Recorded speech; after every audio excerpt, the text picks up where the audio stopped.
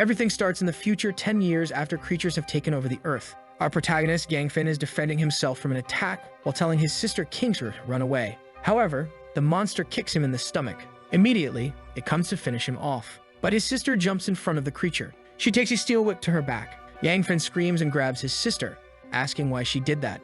At that moment, he gains the power of a protagonist who has suffered, and he slashes, cutting off the monster's arm and head. He takes the creature's core and tells his sister that he will get holy water. He then takes her to Yanglu Base No. 3. However, as soon as he reaches the gate, he sees two people fighting with all their strength. The problem is that the female competitor is our protagonist's girlfriend. While she is confused by his sudden appearance, a guy named Cloud says he didn't expect him to survive a level 8 boss. Yangfin screams, asking how he knew it was a level 8 monster. However, his sister starts to agonize. He says they'll talk about it later and demands the holy water immediately. But his girlfriend's opponent asks why he should give something so valuable to his sister. Yangfin says he will make a trade and offers his ring. Yes, it's true, guys, he's offering the ring. He tells the guy that with it, he can buy anything he wants. The guy smiles but warns that if he kills him, he can take the ring without paying anything. The only sad thing would be letting his pretty little sister die. Yangfin doesn't like this at all. He places his sister against the wall and slashes at Cloud, but the guy just dodges, jumping away. He sends energy into Yangfin's chest and asks if he thinks he can win while so exhausted.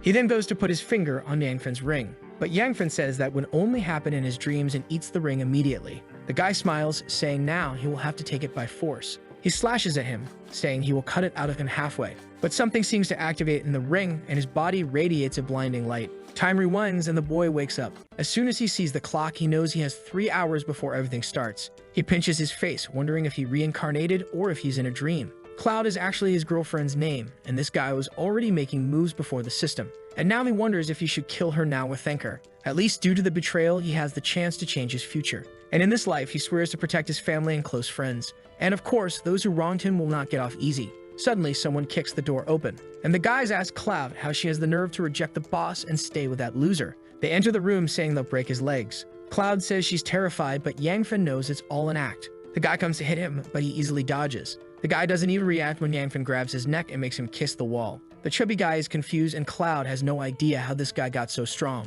He turns to the guy and says it's his turn to take a hit to the chin. He starts to leave the room when Cloud says he can't just walk away like that. After all, they did everything possible the night before. However, now he is cold and calculating and says it's good for her not to appear in front of him, otherwise she will die. He grabs his coat and leaves. Meanwhile, she wonders how this bastard had the courage to crush her and disappear the next day. Outside, he wonders why it's so dark and sees the black seeds. He knows this is a premonition that the eruption is about to begin. Immediately, he calls his sister, who in a past life died from a stab in the back. But now she's perfectly fine and in good health. She answers jokingly, asking if he misses his little sister. However, Yangfin just tells her to close all the curtains now. He warns her that no matter who rings the doorbell, she shouldn't open the door until he arrives. She gets confused and mentions that she is in the dormitory, which is very secure. Meanwhile, she goes to the window and says something strange is happening. It looks like people are attacking each other. The protagonist calls out to her, but the call drops. At least he is reassured that she survived this day in the past life too. And if the ring is glowing, it means there is a summoner nearby. The energy seems to get stronger as he approaches a women's restroom. He enters and sees a girl crouching, but she has already turned into a zombie. At that moment, she comes towards him. The guy is a bit off because it's the first time he thinks it's a waste for someone with a body like that to turn into a zombie. However, he doesn't hesitate and strikes her with an axe. He quickly grabs the crystal because he needs to evolve as fast as possible. At that moment, a strange man with a cloak appears. These are the merchants, and in the past life, it took him 3 months to find the first one. These guys sell items, and their rank is related to the color of the cloak. And that crystal he took from the girl can be exchanged for some items. In the shop, just like in the past life, he still gets discounts for having that ring.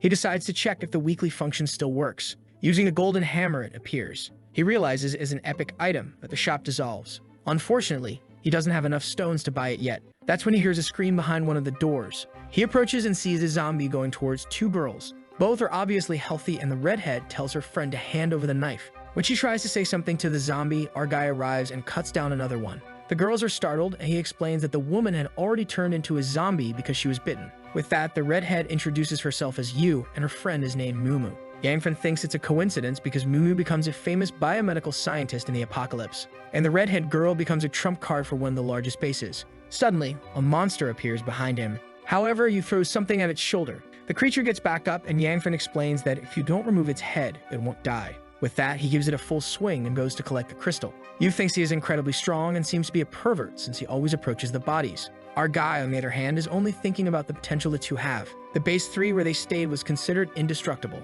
Suddenly, Yu interrupts his thoughts and asks if he is looking for this. He sees she has a crystal and asks where she found it. Her friend points to Mumu and says she was the one messing with the bodies. The poor girl tries to explain that she was just studying them, and it's not what he thinks. With that, Yu says it would be good if he joined their group. Mumu seems to agree, and Yangfen is interested since it will make it easier to get his revenge. So he agrees, and the girls tell them to stop staring at them so much and go outside so they can dress. A while later, they come out, and Yu was prepared for the apocalypse as she already had all the gear. They talk about going to a safe place, but Yangfen says the creatures are everywhere and are evolving. That catches Yu's attention, and she asks if they can evolve too.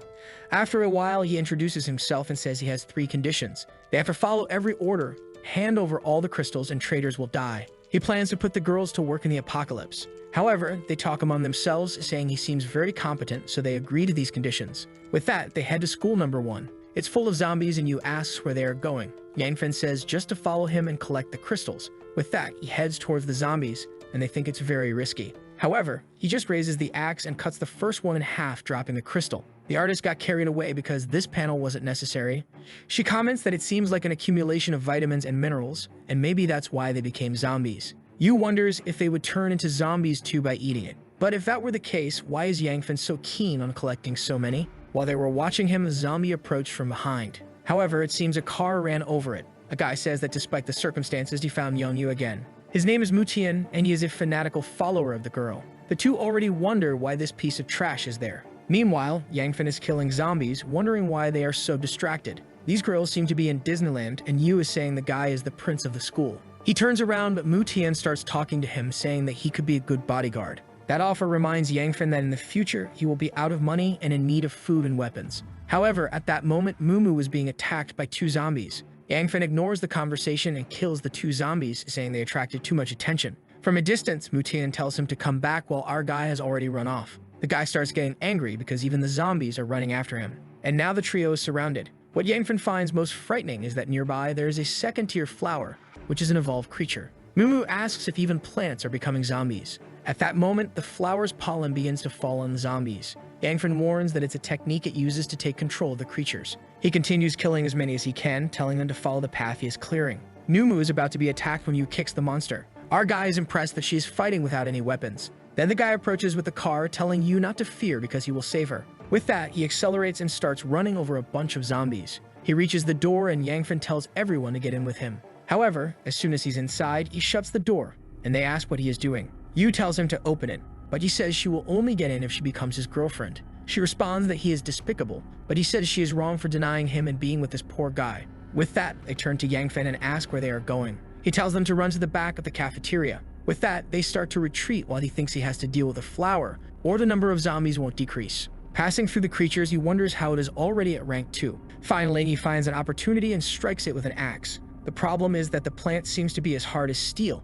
It doesn't make any sense, and he wonders if his return to the past created some changes. With another pollen blast from the plant, the creatures start to surround him. He manages to hit one in the leg, but another comes from behind. Then the monster gets a small knife to the forehead. He asks what they are doing there, and the girls say they wouldn't abandon him to die like that. He notices a scratch on Yu's arm and asks if she is hurt. She tells him to ignore it and focus on destroying the plant for now. Mumu explains that she wants to use that gas cylinder to set the creature on fire. With that, Yu goes to the front to hold off the zombies. He grabs the cylinder, throws it at the monster, and lights it up. With that, the monster burns, and he is grateful it's a rank 2 creature.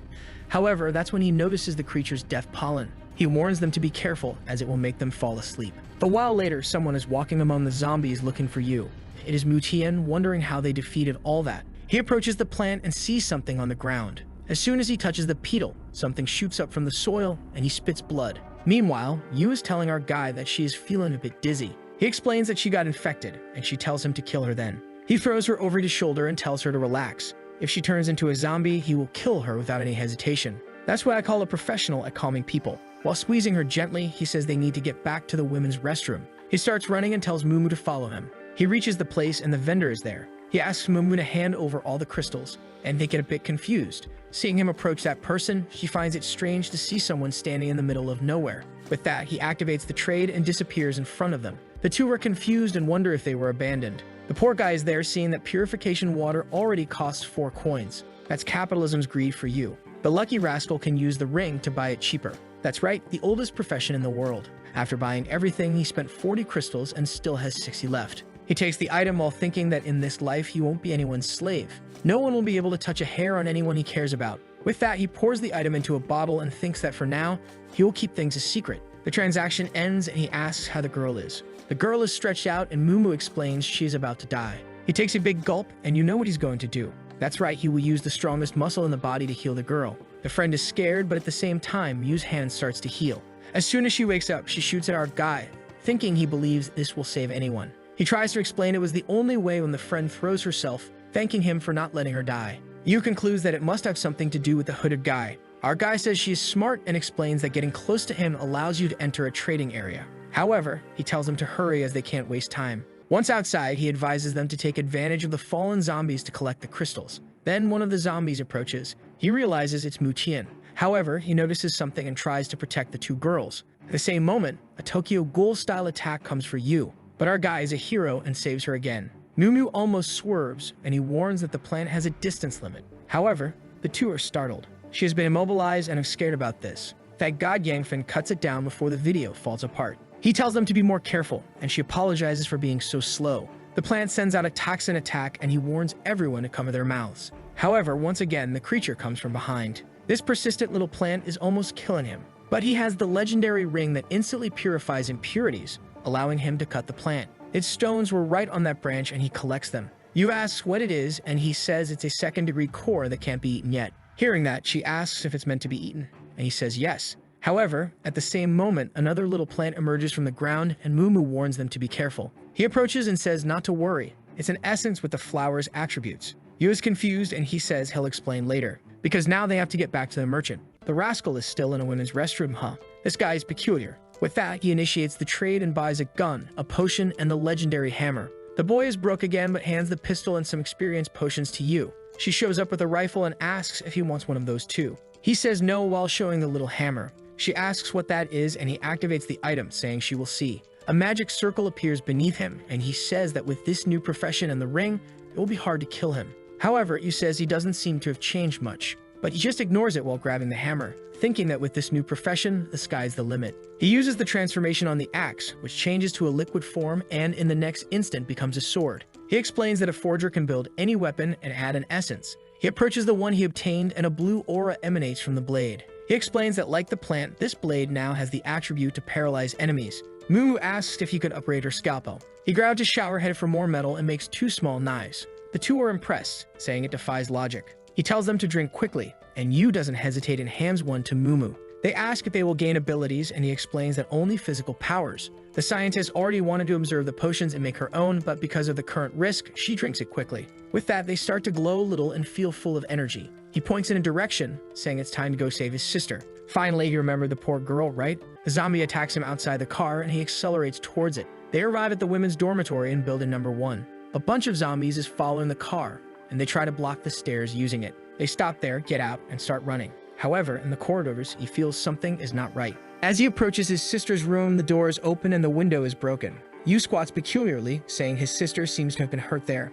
Our guy thinks that's impossible. Mumu goes to the bunk bed and says there's a phone there. It shows that her sports watch was disconnected 15 minutes ago. He says she can't be far, so they go looking for her. Meanwhile, on the 7th floor, a bunch of girls are tied up in a room. A guy grabs the protagonist's sister's chin and says this apocalypse is great because now they can play Uno together. She tells him to shut up or he'll get beaten by her brother, but he tells her to shut up. As she screams, he says that's what makes it fun. She thinks she should have listened to her brother and not opened the door for anyone. That's when someone kicks the door. She is overjoyed to see it's her brother, and our guy doesn't look like he came to play Uno either. Before the guy can say anything, he gets slashed in the chest. The guys nearby start saying he's crazy to come alone, but Yangfin just ignores them and tells his sister not to worry. He delivers another Photoshop cut, and another guy comes from above, but gets a little poke in the forehead. Yu finishes the last one. In 2 seconds, the last fool is alone there. He falls to the ground, begging to be forgiven and not killed. Yu says she feels bad for killing someone. Yangfin tells her not to worry because these guys deserved it. With that, he unties his sister, and she comes to hug him, saying she was very scared. The other girls in the room thank him for saving them and say their safety now depends on him. However, the boy is cold. He says he rejects both of them. He points to the side and says he doesn't want to take care of trash in this end of the world, explaining that if they don't fend for themselves, they'll end up like those two on the floor. Finally, Mumu arrives on the top floor and he says they found his sister, so it's time to go. The poor girls are just envious seeing that our guy will only protect those three. On the second floor, they observe that the car is surrounded by zombies, and our guy says he'll take care of it first. He jumps down, kneeing one and slashing another. He looks up and tells them to come down, it's all taken care of. In the next scene, they are approaching some other place. His sister says she's really hungry, and he tells them to stop at a supermarket. Yu says it's risky, but Mumu comments that they will need as many supplies as possible to survive. With that, she agrees and accelerates. They stop in front of the guard, and Yang says he'll handle it. He slashes and opens the door, and they're inside. Yu finds it strange that there's no one inside, and Mumu agrees. All the zombies are at the windows, but none of them are inside, until Kingzura points out there's blood in one area. In one of the corridors, there's a giant pool. Mumu warns that it's human blood, so they should be careful. Our protagonist just tells them to go back and gather supplies while he deals with it. As he approaches the glass, he sees meat with blood on top. Probably someone cleared the zombies from inside and then attracted them to stay around. Yu says they found 2 backpacks full of supplies. Anfra knows that even though the ring can store some items, he will need more ways to stock up. That's when he feels something strange. On the second floor, someone is watching the camera, asking if it's her ex-boyfriend. Next to her is Claudia, dressed as a bunny, saying he was never her boyfriend and that what happened in the morning was just a joke. However, he explains that he's a strange guy who woke up very strong as soon as this madness began. He grabs her face and asks if she's lying. She says no. He then says she will be mistreated tonight. Claudia looks at the camera, seething with anger at the protagonist. She says the bastard not only found another girlfriend, but also abandoned her with this pervert. Wang sees Yu on the camera and says she's not bad. And Claudia, who's not stupid, says it would be good if they had all 3 girls. Obviously, her plan is to be spared. The market guards say they have to deal with this because it's their supplies.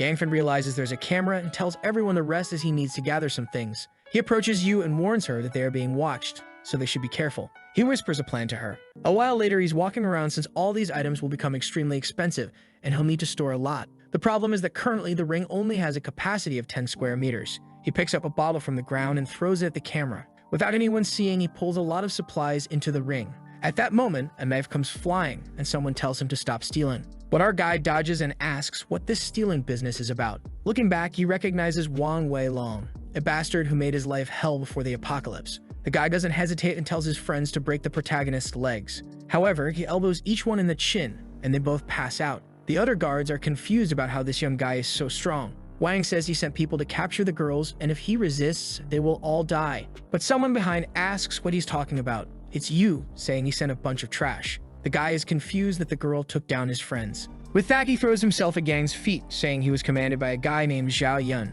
However, at the same moment, he grabs a baton from his back and tries to take a swing at him. As soon as it touches Yang's hand, he activates his reforging ability, transforming the baton into a blade. The guy rides on the ground, asking what kind of magic this is. At the same moment, the other workers start running. Yu is impressed by the ability. Our guy asks if he was really trying to kill him. The guy apologizes and says it was the other guy's idea. But our guy just says he'll let him go then. Straight to hell, as the poor guy drops dead. Yu wonders when she'll have such a magic. He finds the guys who ran away in a peculiar position, at least, begging to be saved. Yu says they were being commanded, so they could let them go. Our guy tells them to roll out of that place. And the guys literally do that. I think they took his words seriously. With that, he questions how long she'll just listen. Cloud, now called Zhao Yunhong, runs to another room and says she'll take him with her even if she dies. She activates the motion sensor and the doors open. Our guy knows it was her doing. He tells Yu to go up and turn off the sensors while he holds off the zombies. His sister and Mumu come running and our guy throws himself in front. The poor girl, trembling, tries to protect Kingzura, saying she doesn't need to worry. Yu approaches the control room. As she goes to open the door, Zhao Yun tries to hit her with a baton, but she dodges. She puts him in a chokehold, and soon after he's tied up on the floor. Wow, kudos for the bandaging. While she curses, Yu tells her to shut up because she's closing it. The problem is, so many zombies are passing through the door that she can't close it. Yang Feng tells her not to worry as he's still there handling everything. A while later, they come down and Zhao Yun tells our guy that she's getting beaten by Yu and he needs to save her. Yu says it doesn't make sense, but Zhao Yun explains that she only opened the door to help them deal with the other guys. With that, our guy grabs her face and asks if she really wants to help. She brings out the heavy artillery and says she loves him too much. Our guy then says he'll give her a chance to prove her love and throws her out tied up. With that, she gets bitten. And that's it. She's writhing on the other side of the door. Kingzura feels relieved that she died and Yu asks if that girl was really his ex-girlfriend. He just says yes and she says they can sleep there tonight and rest since there are bathrooms and places to change. They talk, take a shower, and Mumu, after taking the level 1 potion, doesn't even need glasses anymore. Meanwhile, our guy doesn't stop and is in the market collecting everything. The next morning, 3 guys approach the door, but as soon as they enter, there's nothing there. They wonder how it's possible for everything to have disappeared. One of them sees there's a second floor and tells everyone they have to go up there. The guys say it's risky, but the strong guy tells everyone to go first. When he opens the door, a blade comes at his face. It's our guy, and the chubby one begs not to be killed because they aren't zombies. Seeing Yangfin's quick slash, the ones behind don't want to do anything. Suddenly, Yu opens the door and asks who they are. The guys beg to be saved, saying they just wanted something to eat. Our guy just lowers the blade and tells them to disappear because there's nothing there. However, the guy points to Yu and says he's sure there's food in the backpack. He makes a villainous face, saying there's enough there to keep them alive. A knife flies past the heads of the two, and she warns they will die before taking anything. The guy realizes that if it hit his head, he'd be dead. The guy in the green jacket apologizes, saying they're leaving. The strong guy asks if they're really going to do that, and his friend says to just follow them and set an ambush. The chubby one says he's not in the group with those guys and all he wants is some cat food. He even knows of a base with protection. When Yu starts to say something, something passes behind her. It climbs onto the chubby guy's shoulder, who says not to do anything. It's a kitten eating. He explains he came to the supermarket to see if he could get some canned food for her. Yu tells him to get it from downstairs, but he explains there's nothing left there. Yangfin says he heard some sounds at night and someone must have stolen everything. Suddenly, King Shua appears, saying the kitten is very cute. She asks to hug it, but Yangfin explains that the creature is mutated. The chubby guy angrily says his pet hasn't turned into a monster. King Shua insists, saying she wants to touch it. He says no, but she ignores him and picks it up. She says they are now sisters and that she'll even share some food. A while later, the chubby guy asks if they won't come with him to the military base, and they say no. King Shua is sad and waves goodbye to the kitten. At that moment, someone approaches. It's the guys from before bringing a bunch of zombie dogs. They approach, apologizing but saying they are scared. However, they exchange glances, signaling to start the plan. One of them grabs King Shua and another goes to attack Yu. As soon as the blade touches her, Yangfin grabs his arm and warns him that he knew their intentions. Breaking the man's hand, he agonizes, begging to be released. Meanwhile, the other 3 are fighting over the resources. Seeing no way out, he warns about the zombie dogs. As the chubby guy gets distracted, he snatches the backpack and escapes on the motorcycle. Looking back, Yangfin sees the dogs coming and King Shua tells him to be careful. In that moment, our guy grabs the other by the arm and throws him to the beasts. He tells everyone to take advantage of the distraction and run to the car. Yu asks Mumu to hold the backpack and Yangfin tells her that beasts aren't that strong. With that, his sister arrives with the car and tells everyone to get in. As they were running, Yangfin looks back and sees a mutated level 2 dog. He tells them to go ahead while they insist he gets in. However, he says not to get in the way and defends against the dog's attack. In the car, Yu says they need to go back to help, but Mumu explains it's better to trust Yangfin. Meanwhile, our guy defends against the attacks and is almost on the ground, about to be devoured. However, he seems confident and tells the dog he needs to teach it a lesson. A swing of the blade to the side decapitates it. With that, he collects another white core, but a legion of devil dogs is approaching. The car stops and Yu tells him to get in. She grabs his hand, and strangely, this girl seems to have some problem that got completely healed. And she pulls him into the adventure. This one is a professional player. They speed up the car and our guy tells the chubby one to flee quickly. But looking back, King Shua notices that the wound isn't doing well. He seems to be losing consciousness from blood loss but tries to pretend everything is fine, saying she'll be better soon. Our guy takes a look, says the cut is too deep, and now knows they need to find a vendor. He tells Mumu to stop the bleeding and instructs the chubby guy to head towards a pharmacy. He explains that there's nothing in the pharmacy and says he can take them to a base with doctors. Our guy agrees and they head in that direction. A while later, they arrive at the base of a giant building. He remembers being saved there in the past life too. The only problem is that the doctors there were killed because they saved people for free. With that, the girls help Yu, and the chubby guy tells everyone to follow him. He runs to the guards and asks for help, saying they have someone injured. But the front guards say no infected person can enter. Yu shows the wound, saying it was a stab, not a bite. However, the guards don't seem to care, saying if they say no, no one enters. Actually, each one there will have to pay 100 crystals, and she will have to pay at least 1,000. Yangfen says it doesn't matter and shows that he has much more than that and even a crystal worth a lot. The guys are startled by the amount, and with that, they say they can enter then. However, they whisper to each other that as soon as Yangfen turns his back, they'll finish him off. But our guy notices the reflection of a blade on the wall and asks if they're planning to kill him. Before they can respond, he warns they don't have the skill while delivering a slash. The first one goes down and his friend is terrified. He tries to attack our guy but gets hit in the back. Yu says it serves him right, but she feels pain and Yangfen tells her to be careful. His sister takes Yangfen's crystals and shows that besides those, they only had 4. Now the chubby guy is scared, thinking he's joined a group of killers and needs to flee. Then someone from the second floor calls out to them. Clapping his hands, he approaches and asks the boy's name. Our protagonist introduces himself, and the guy says he was the owner of a security business. He is the owner of that base and offers Yangfin an opportunity to work for him. The protagonist responds that it's a good offer, but for now, the priority is to treat his friend. With that, the guy orders a bald guard to take them to a doctor. As he watches them go, he thinks Yangfin has a lot of potential. They arrive in front of a shop and find it strange that it's the hospital. However, Yangfin enters and says they need a doctor. A guy with glasses says it's him and tells them to bring the patient. Yangfin notices that it's not the doctor he expected to be there. After examining the wound, the guy says a blood transfusion and a tetanus shot will cost 5,000 crystals. The chubby guy says that's a ridiculous price and pure greed. But the doctor says he's just doing business and tells them to go hunt zombies. Then someone behind the curtains says that if he won't treat her, she will. Our guy is startled. Obviously, it's a doctor who saves some lives and ends others. As she goes to examine you, the other doctor shouts that she can't waste the resources there like that. But she responds that the ethics of the profession do not allow her to let a patient die. The other guy tells her to shut up and says he owns the place and moves to slap her. But someone grabs his hand. It's Yangfin who says if he wants to keep that hand intact, he better stop. The guy withdraws, saying he'll talk to General Leopard, and he'll sort this out. The doctor then tells him to leave the room because she needs to treat the girl. The psychopathic Yangfin suddenly asks to be the doctor's boyfriend. He's thinking that she saved him so many times in the past life that he wants to help her as much as possible. But his friends are confused, and the chubby guy wonders how many women this guy needs. She's a bit confused and says she doesn't even know him well. While wondering why this lunatic suddenly came to confess like that, he says they can get to know each other side by side, and she calls him shameless. Meanwhile, Yu is lying down, getting a bit annoyed. The doctor then kicks him out of the room, saying she needs to treat the girl. A while later, she tells them to come in as Yu is better. Everyone goes to talk to Yu, who says she's feeling a bit better. But then someone nearby says they are the ones who don't want to pay crystals. General Lippert arrives with a group and says medical resources are scarce, so they have to pay the crystals. Yangfen says he wants to pay, but 5,000 for a cut is too much. Or are they creating this gang to extort people? One of the henchmen points at the protagonist and asks if he wants to die. However, our guy activates his ability and, like Woody Woodpecker, redirects the guy's weapon. Leopard says the boy has skills and would even consider letting this treatment be free if he joined them. But he warns that if he doesn't comply, then he will have to be punished. Halme has the fire ability, and the guy on the left has the earth ability. And at the same moment, they send 2 attacks toward the group.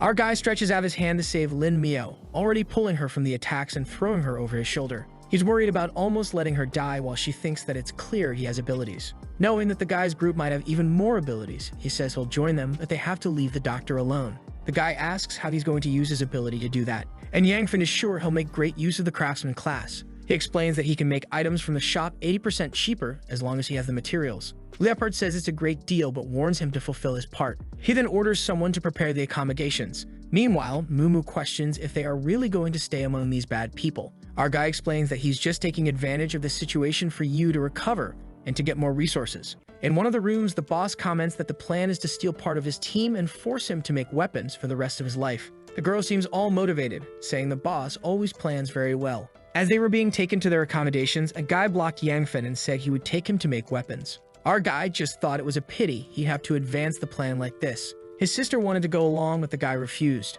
Yangfen told her it was fine and to rest. They entered a vault, and the guy showed him more than 5,000 low-level stones. He warned that if he couldn't make the weapons, everyone would be thrown to the zombies. Seeing so many crystals, Yangfen knew these guys had a lot of armament. He also pointed to a pile of materials, explaining that they'd been storing them because they didn't know their use. However, our guy saw this as a perfect chance to make equipment for his team. He explained to the guy that he doesn't like people watching him forge, so he should leave. The guy warned him not to try to escape because the place was like a sealed box with no way out. Seeing the items, our guy thought they were really idiots for not knowing the value of those things. He even found a spatial stone that serves to create storage spaces. He gathered some of the materials and began producing various items. A while later, he produced the best items but was exhausted. He decided to keep those to avoid drawing attention and also a few of the guy's stones. Outside, they were questioning if he could really turn trash into weapons. Another guy explained that he has a rare ability and is now a new employee. Not to mention, he also brought many beautiful women to the base. Yangfen then left the room, warning that anyone who touched his companions would die. The guys explained that they would check the weapons, and if they were bad, he wouldn't see the sun tomorrow. When they got there, they saw several first-order blades and were impressed. It cost a total of a lot of trash and 3,600 stones instead of 6,000. Yangfen explained that at his current level, he could only make 10 weapons a day. The guy slashed the wood and was impressed. thinking that if this is the case, they can't lose the boy. Yangfen then said that now that he had delivered the weapons, he wanted to see his companions. The guy said fine and told a guy with glasses to take him there. The only thing he found strange was that he didn't receive any expensive agent to install in these weapons. With that, the guy opened the door, and when he entered, the girls seemed to be very at home. They felt embarrassed, asking why he didn't knock on the door. He just ignored it and threw a bunch of stuff on the table, saying he made equipment for them. His sister was impressed that he pulled out all those items from that collar. She immediately grabbed it from his hand and shook it to see if more things would fall out. He explained it was a secret storage and that she could keep it. He also gave a second-order Desert Eagle and glasses to Mumu. Yu was impressed because it was an infinite ammo weapon, and Mumu's item could analyze any other item. Sinan enters the room and Yangfen throws his shield to the boy, saying it will help defend against the zombies. He also throws a vest to the doctor, saying it will protect against mutants. She looks surprised and thanks him. Meanwhile, someone took the weapons Yangfen produced to Leopard for inspection. He tests them on the table and is impressed, saying the weapon is as good as the one he uses. Then the subordinate asks if it's time to take his women hostage. The boss says not yet, as they still have him in their grasp. They must remember that once the bullets run out, these melee weapons will be the best thing in this place. And there's nothing better than having a fool like Yangfen to keep making everything. Our guy sees them leaving for the collection and knows they like what he produced. This means he'll receive even more materials. When the revolution starts, he'll already have a Megazord team. Someone knocks on the door, saying there are people there. He opens it, and Lin Miao explains that Leopard's girlfriend is there to talk to him. He goes to the room and she introduces herself, saying the materials for today are ready for him to make a good weapon. However, he replies that he'll do it in the afternoon because he's still recovering. Our guy likes to see that Leopard seems very ambitious, but Halmi says not to be so direct and that she can go to his room to help him produce. However, he grabs her by the arm, saying he has more things to do. The girl insists, asking what it is and saying she can go along. He asks if in such a big base there are any negotiators. She says yes, but to use them, you have to pay 3,000 crystals. Our guy thinks it's a rip-off but has no choice and asks to go take a look. She takes him to the door and the guys there are all heavily armed. Halmi asks to enter and he sees a rank 2 negotiator. He knows there's good stuff and hands over the 3,000 to use it. The guy explains he has 5 minutes, so he better hurry. He opens the transaction and starts observing everything available. He notices that almost all the evolution and ability items have been bought. However, there's a type of challenge that has been attempted twice. High-level trades have this system where you can enter a test, and if you win, you get the item. Knowing he doesn't have much time, he activates it immediately and finds himself in a closed room. At least time passes slower there, so he has about 50 minutes. At the same moment, a metal paw steps on the ground and he finds himself facing a mechanical bear. He doesn't flinch and just draws his blade, charging forward. The monster strikes his sword, and he realizes it's a third-order creature. The poor guy is thrown far, realizing the monster is faster, stronger, and bigger. However, he knows that if an 8th-level creature has a weakness, this one must have one too. When the monster comes to swipe at him, he puts the blade along with his arm and ends up cutting it. He tried to activate the paralysis effect, but it's still too weak. However, that pause the creature had was enough for him to jump and deliver a slash to its neck. With that, the bear falls defeated to the ground. Then someone says this kid is very interesting. He finds it strange, and with that, his forging skill rises to level 2. Someone was talking about searching him when he comes out of the bathroom, saying the 5 minutes hadn't passed. But the guys surround him and say they have to search him. Yangfen says he has the right to 5 minutes and got authorization from Leopard. However, the guy explains that it's forbidden to buy weapons, so he'll have to hand over everything he got. Halmi says it's best for him to comply or he'll suffer the consequences. Our guy didn't like that and says he didn't trade anything because he didn't find the medicine he wanted. The soldier says everyone tells that lie. And Yangfen asks what happens if they don't find anything. The guy says he might even die because it doesn't make sense for him to be there for 5 minutes and not get anything. Our guy spreads his arms and tells them to search, but to remember what he said. The guy orders everyone to start looking. A while later, they tell the general they really didn't find anything. Out of nowhere, the guy gets startled. He grabs from the hand and hits him on the forehead. With that, he's on the ground and Yangfen says the price is paid. He looks at Halmi and asks if she wants to take a look too. Poor girl, trembling, says she's quite fine. Our guy warns that if she threatens him again, she'll be killed. And the crazy girl says that seeing such a brave guy makes her want to go to the gym and do squats. That's it. He ignores it and tries to leave, but she grabs him and says it's time to forge weapons. Again, he pulls his arm away and says he has no interest in someone else's woman. The crazy girl didn't like being rejected and says soon she'll make him her slave. In the room, Lin Miao comments that Yu's wound is already getting better. They believe it's because of the evolution of bodies in this world. In the living room, they are worried about the protagonist's safety, but Mumu says the biggest risk is probably them being there, trapped. The chubby guy says one of the problems is that he's starving because they're not getting much food. At that moment, Yangfen appears and tells everyone not to worry. They get excited and he throws a bunch of stuff for them to eat. With that, they finally relax and our guy tells them not to open the door because he has things to resolve today. In the room, he knows there are levels 1 to 9 to become a forger, and the only person who reached the maximum level in the past life built a base so impenetrable that no one could even break the walls. And that's the level he wants to reach in this life too. The good thing about level 2 is that you can receive special effects without adding crystals, and when you do add the effect, it gets even better. In that pile of junk, he found a level 2 crystal that he decided to keep. However, now is the perfect time, so he fuses it with the blade. He finds it strange that it doesn't seem to be glowing with a special effect, but when he makes it cut, it creates a barrage of fire. He realizes he's created something worth at least thousands of crystals. In the next room, Leopard is commenting that today's weapons are very good, but the guy next to him questions if he really will give an evolution 2 once the boy makes 100 of them. Leopard says of course not. As soon as the boy makes 99, he'll say they're all trash. 7 days later, he delivers another batch of weapons. As always, he takes the best resources, produces good things, and hands the trash to the guys. He goes to the usual bathroom, and now everyone greets him. Obviously, they still ask for payment, and he gives it to avoid trouble. With that, he goes to the vendor and opens the trade. He activates the ring's weekly item function, hoping not to be disappointed. What appears is his staff that unlocks the sage profession. He gets excited because many people would kill just to have something like this, and now he needs to convince a certain person because her using it would be perfect. And maybe it's time to collect some necks. As he leaves the bathroom, Hami says he's making her feel ugly, and at the same moment, someone knocks on the room door. When they open it, it's the henchman from before saying the girls now have to go with them. Kingsura tries to run, but the guy orders everyone to be captured. They hide behind Yuen, who, with her level 2 gun, warns that their heads will explode. Their boss says his skin is steel and she'll embarrass herself if she does anything. She ignores him and shoots him in the arm. Immediately, he sees that his skin was penetrated. He gets angry, saying it looks like she's hiding something second grade. He jumps at her and manages to disarm her with a slap. At the same moment, he grabs her by the neck, and the others move toward the rest of the team. Mumu tries to use the glasses to find a weakness and help, but one of them grabs Lin Mio's wrist. Helmi steps in to help but sees everyone is immobilized. Before he can do anything, Kingsura is also caught. Now it's just him and the angry kitten. He orders her to attack the guy and she slashes his face. But at that moment, the boss orders everyone to stop, or the heads of the 2 girls will be blown up. Mumu and Sinan realize they have no choice, and with that, they too are immobilized. The only one left free is the kitten, but the guy decides to kill her. It's the second-tier weapon, he says he will have to test it. Meanwhile, Yangfan asks Hame what she means. She explains that his people have been captured. He asks who is doing this. She says it was Leopard's people, but insists she is not involved. As our guy tries to leave, she tells him not to rush because he will end up dying alone. She says she can help him if he hands over the item he received from Leopard. Our guy ignores her again and tells her to get lost.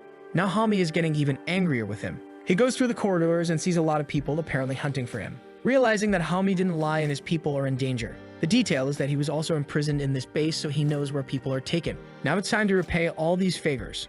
In one of the cells, a bunch of guards are standing at the door. One of them is distracted and Yangfan is right behind him. He pulls out the light armor and says it's time to use it. He activates the item that equips on his chest. Meanwhile, the team is being thrown into one of the cells. Yu comments that they can't just sit around doing nothing.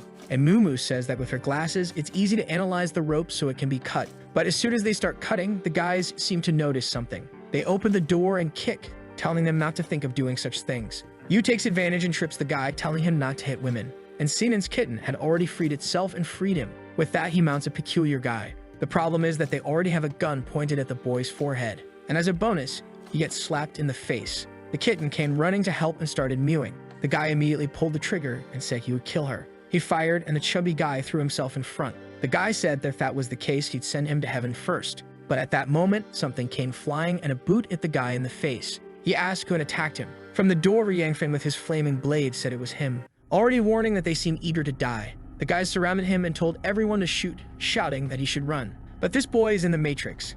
He pulled out his blades and cut the bullets in the air. His sword was creating a sort of gravitational field where no bullets could enter. The chubby guy seemed to be recording. Yangfan pulled the sword and slashed the first 2. The girls were impressed until one threatened to kill his sister. But Lin Mio came from behind and tripped him. She's crazy. With that, his sister ran to our guy and the man pointed at him. Of course, he disconnected the guy's arm in Photoshop. Our guy said goodbye and the man was killed. He then shouted to everyone that they were going to escape the base now. But someone asked what he was talking about. It was Mr. Leopard with his entire team, saying it wouldn't be that easy. He asked why Yangfan did something like this when he had been treated so well. The chubby guy stepped in front, activating his shield, saying he wouldn't let anything happen. But Leopard said he'd make the boy his third in command if he stopped this foolish resistance. Our guy said it was a great auction since he only had a bunch of women by his side. You told him not to worry about her since he saved her. Meanwhile, The chubby guy admitted he lied about having been to this base before. Even Lin Miao said it was better for him to run since she was from this base. However, Yangfen said the offer was good, but he wasn't very interested. Mumu pointed out a weak spot on the wall and he broke it immediately. With that, the kids started to escape by climbing the rubble. Leopard ordered them to shoot, but Sinan stepped in front with a shield defending everyone. However, one of the awakened ones jumped, asking if that move could be blocked. Sinan realized he was going to die, but Yangfen slashed midair. The guy managed to dodge and activated an earth magic in his direction. Our guy dodged to the side, activating the blade and moving forward. The slash hit the neck, and even with tough skin, it left a cut. The guy asked how it was possible to break his petrification, but Yangfen just jumped, saying he would die without knowing, and slashed him. The girls kept urging them to escape, and Leopard ordered his men to finish them off. The chubby guy stepped in front, but our guy told him to run while he protected them. The girls started pulling Sinan, and the guys even launched a bazooka shot. The problem was it hit the ceiling, closing the exit. Yangfen took advantage of this to slip through and jump to the other side. With that, his sister celebrated, and he returned the weapon to Yu, telling her to be more careful. She got emotional seeing that he hadn't forgotten her. But then an explosion came from where they had come from. The captain actually transformed into Leopard, saying they wouldn't leave today. Yu fired a few bullets, but the guy was too fast and easily dodged. A second later, he was almost in front of Yu, but Yangfen stepped in to defend and block the first attack. He warned everyone to flee because no one stood a chance against him. The group had to retreat due to the horde of zombies. Leopard let out a roar, cutting everything around. Yangfen had to run to the group to activate the shield and defend against the attack. Realizing that the guy had consumed too many resources, Mumu ran towards a car, telling them to follow, and the other girls went too. While Leopard activates a technique in his paw and warns that now he will tear off Yangfen's leg. He prepares and jumps towards the boy who is calmly waiting for him to arrive. The guy says he's trash and thinks he's going to win with that rank 1 weapon. However, Yangfen slashes at his hand, forcing the guy to defend himself. But all of his claws are cut off, and our guy smiles, saying he made this with the materials that the guy himself gave him. Leopard says it's impossible because he can only make rank 1 items. That's when Yangfen reveals that for a base chief, the guy is very knave. Leopard hesitates for a second when he sees that Yangfen has a second rank weapon and decides to wait for Hame. But in the meantime, the girls approach with a car and gets in to flee. However, the chief concludes that if the boy could really defeat him, he would have come at him. And with that, he starts running after the car, saying he knows he was bluffing. Yu tries to shoot, but he easily dodges. Yangfen tells them to head to the part of the city with more zombies, while Leopard is right next to the car, keeping up. They start passing through the horde of zombies. The car can easily ignore them, but Leopard has to deal with a few. King Zur celebrates that he's falling behind, but the guy with a roar cuts everything in half. He explodes the area and resumes chasing the car. The crew doesn't understand why they can't escape and tells Mumu to speed up, but then she warns that there's something ahead of them. It was a giant zombie, and Yangfen warned that it was a third-class one. Our guy immediately told them to stop the car and warned that third class is much more dangerous than Leopard himself. The monster jumped towards the car and Leopard came right behind. But the third-class monster sensed that Leopard was more dangerous and went after him. The base leader got furious while Yangfen told them to speed up the car. They left the two fighting and headed in another direction. Mumu found it strange that the creature didn't attack them, and he explained it was because Leopard was more dangerous. The doctor then asked where they were going, and our guy said to head to Hoshin City. He noticed a strange expression on Yu's face and asked what was wrong. She said it was nothing. But Mumu said that Yu's relatives lived in Jigawa City, so she probably wanted to go there. Yangfen knew very well that this city was one of the most chaotic during the apocalypse, but it was also one of the places with the highest number of supernatural creatures, and most importantly, the person he wants revenge on is near there. So he told them to head in that direction, and Yu thanked him. Our guy strokes his sister's hair, explaining that their relatives are fine as he already called them. He knows they'll survive for at least 6 months, just like in the past life. Meanwhile, Yu is thinking that he changed the route and handed over a weapon. On the other hand, he asked to be the doctor's boyfriend. Looking at herself, she says it's not so bad. She can compete. Then he says he forgot something. He pulls out a class card to give to Lin Mio, saying it's perfect for her. Yu knows that a class card is very valuable, having seen him use one. Our guy touches her forehead, saying that a new world is about to open up. Her eyes shine and she explains that she received a class called Sage. The chubby guy asks if the girl went crazy with the card. Our guy says no, cuts his hand, shows it to her, and with an ability, the wound heals instantly. She feels confident and everyone is excited that they no longer need to fear getting hurt. Lin Mio then asks why she's feeling so tired. Our guy explains that it's the cost of the ability. Lin Mio says if it makes her that tired, it's better to use medicine. However, Yangfen explains that at higher levels, she can regenerate an entire organ in a second. Lin Mio is all excited. Meanwhile, Yu is feeling envious, thinking she will have to gather a lot to buy one of those. But then our guy suddenly says he has an idea and tells them to stop the car. He says it's a good idea to go back to Leopard's base and steal everything while he's distracted with the monster. His sister says it's very dangerous, but he says that without the guy there, it will be very easy. Yu says she'll go too, but Mumu says she's too weak for that. The poor girl is left desolate, and in the next second, our guy is out of the car and heading towards the base. He easily defeats the zombies and goes back through the same place they left. Some guards are still there, but he quickly takes them down. He goes to the room where the guys hid the stone resources and starts collecting everything. And the most important thing, the 2 tubes of first order healing potions. As he collects everything, he's impressed that an ordinary guy managed to get so much. It looks like he'll have to evolve even faster if he wants to protect everyone. He uses the forge and creates a new type of bullet that can ignore physics. Then Leopard appears, asking what he's doing there again. Clearly, he's in bad shape, with a hole in his arm. Our guy says he came back too fast. His second ranking is really impressive. The guy transforms again, demanding he return everything. However, Yangfen says the perfect time to kill an enemy is when they're injured. The guy takes a swipe and he dodges. He tries another attack and Yangfen blocks it with his blade. Leopard realizes that with his claws damaged like that, he might not have a chance. Suddenly, he starts to flee, saying that next time Yangfen will die. But Yangfen says it's too late now. He strikes him in the back and then pierces him. With that, he's dead on the ground and our guy says that's one less problem. A secondary evolution potion falls from his pocket. He drinks it immediately, saying that now it makes sense why he didn't find anything like that in the vaults. The boy is explosive, now jumping 3 meters high. Zombies are now like paper to him. Outside, he finds a motorcycle and after a while, arrives in the city. However, on the way, the ring reacted, so there was probably a vendor nearby. He went to the location he arranged with the girls and found the car. He followed the tracks until he saw a group gathered around something. Strangely, there were a lot of people immobilizing Sinan. He saw that they were normal people, not zombies, but if they were going to do that to a friend, he couldn't forgive them. However, when he was about to attack, Sinan said the guys were good people. And the guys explained they were forced to do it by the village chief and a kind of tree magic. Yangfen was confused, freed Sinan, and asked where his sister was. Immediately, the chubby guy started running, saying they'd explain later and first needed to save the girls in the mayor's house. On the way, Yangfen asked what happened. Sinan explained that they were driving when a little girl fell on the hood. He stopped to help her, and she clung to his leg, saying her father was dying and needed help. Yu said it was dangerous, but Lin Mio explained that she could heal him quickly, and they could continue their journey. However, the little girl wasn't very friendly and thought the trap had worked. They approached a pink tree, and from a distance, a guy commented that the girl was getting very clever.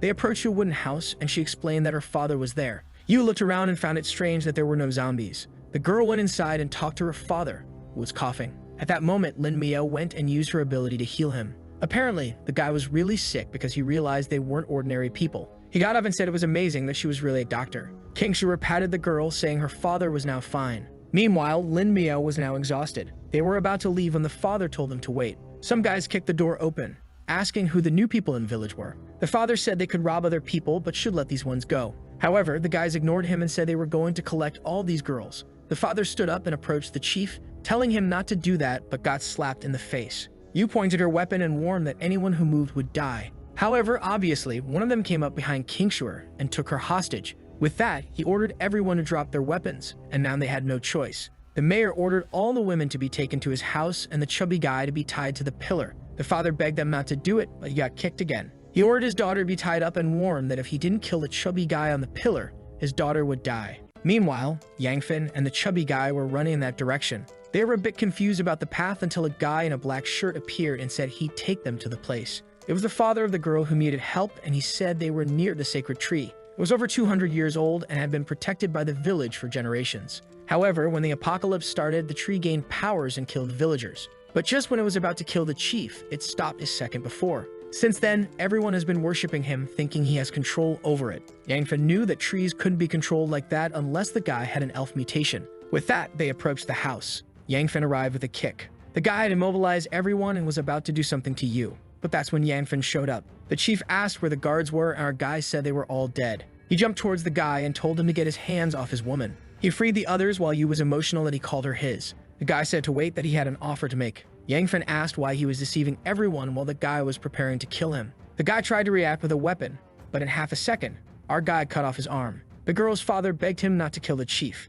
However, Yangfen explained that this guy wasn't the chosen one in the tree. But at that moment, another girl was taken hostage. Now the guy's daughter was being threatened. The chief smiled, saying the game had turned. While the father begged Yangfen not to do anything to the guy on the ground, the other one was threatening his daughter.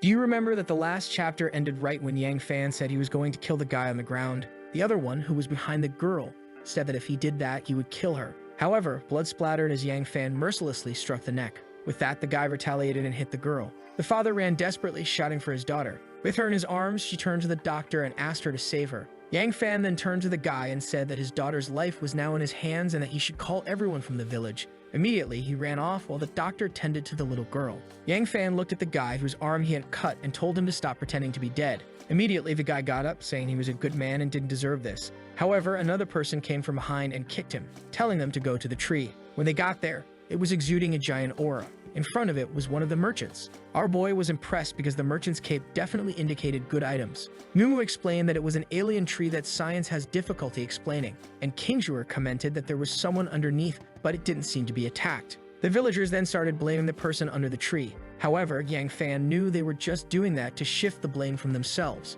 At this point, you explained to the protagonist's sister that the guy was just there for you to trade some crystals for items. At that moment, the girl's father arrived with the rest of the villagers. They saw that the tree was emitting an active aura and started saying they should run because it would kill everyone. Before Yang Fan could say anything, they were already running back. The guy whose arm Yang Fan had cut was thinking he could use the tree to kill the boy and threatened Yang Fan, saying that if he didn't run away, he would kill him in 10 seconds. However, Yang Fan ignored him, punched him in the back, and told him to show how it's done then. The other villagers were scared of our boy pushing the chief towards the tree. He approached and something came towards him. This time, however, it was the boy who was attacked by it. The villagers started questioning if that guy was controlling the tree. Yang Fan opened his arms and declared that from now on, he was the only one who could control the tree. The villagers, uncertain, asked if he was sure about that. He approached, but the girl's father told him to wait because it was too dangerous. But Yang Fan had a plan and was already opening a bottle while activating the ring. He knew the tree was dominated by a black seed and all he needed to do was purify it.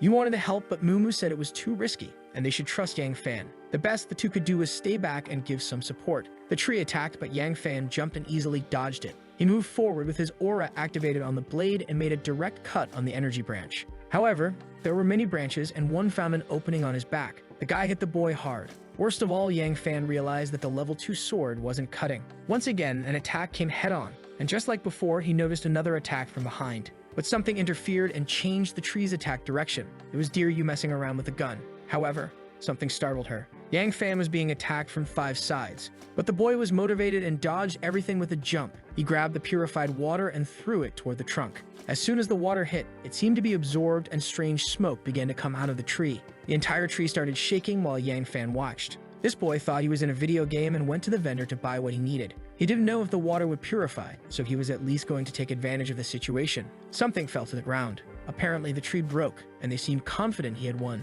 Looking at that, Mumu thought the tree was finally not suffering anymore. The villagers said he knew how to control it, but asked where he had gone. Our boy, as always, was in his flashy shop. And the best part was that since no one could get close to that vendor, the best items were all available. Of course, it was very expensive, but he had taken a lot of money from the leopard since that guy robbed everyone. He spent almost 42,000 crystals, but at least he bought a lot of good stuff. As soon as he returned, he drank an item and said it was time to finish off this strange tree god. The tree was still there.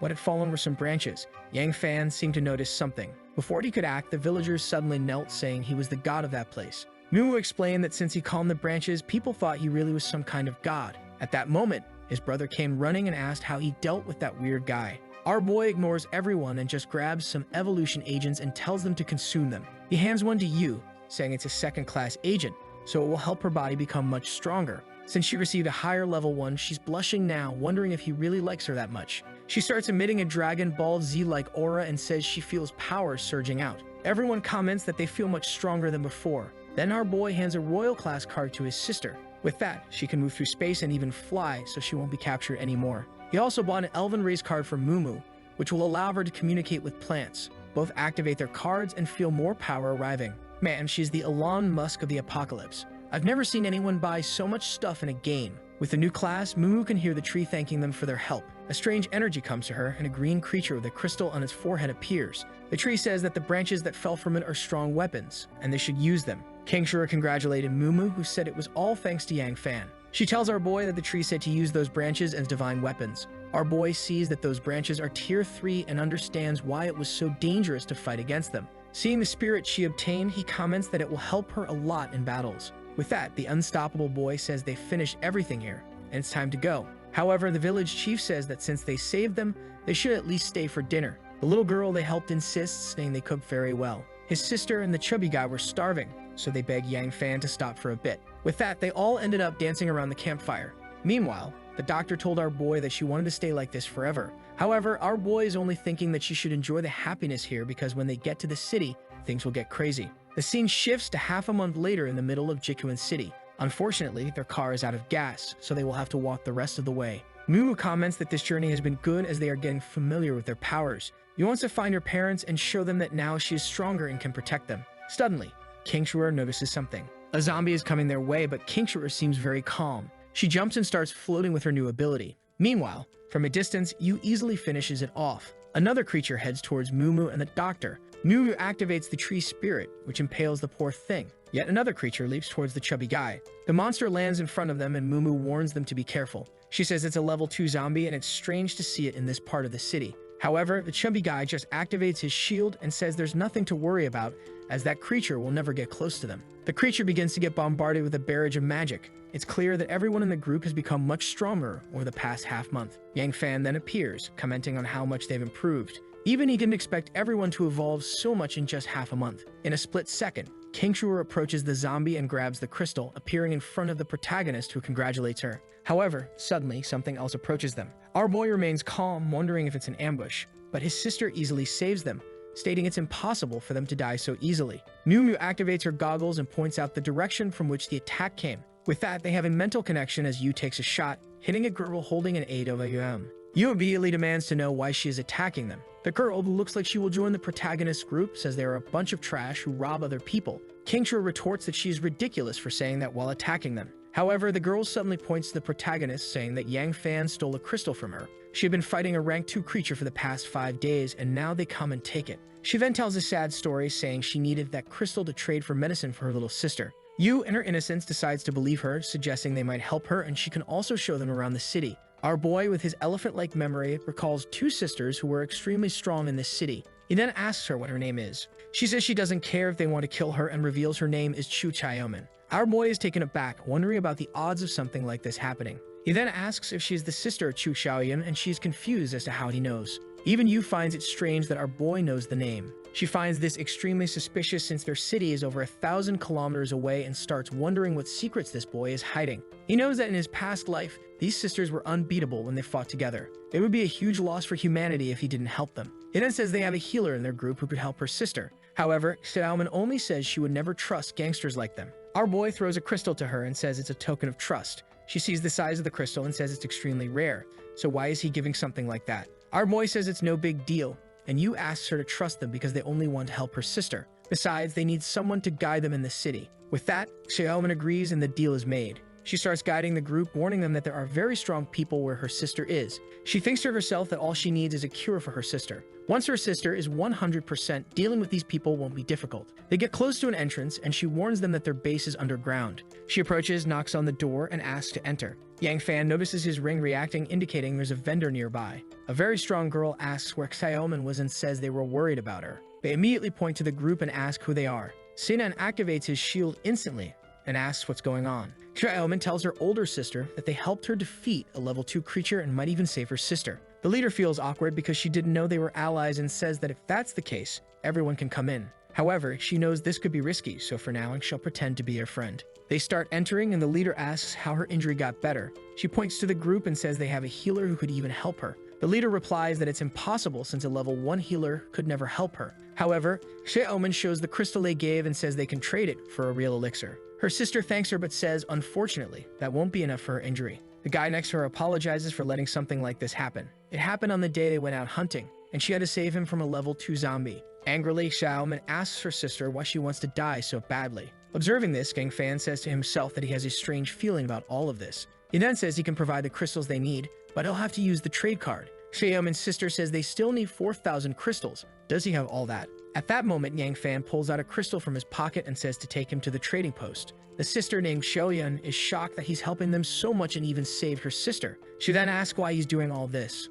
Our boy says he wants the sister. Both girls blush, thinking he wants both of them since they are sisters. The doctor wonders why he's doing this again. Yu is biting her lip, and Sinan wonders if there aren't already too many women in this group. However, our boy is unstoppable and plans to have every girl in the series in his group. He then mentions that he knows they are elementalists, and that they don't have anyone like that in their group yet. Everyone is shocked once again because he has information no one should know. Xiaoyun says she can help them but wants to know why he wants them in his group. Over 30 organizations in this city have tried to recruit them, but they prefer to remain independent.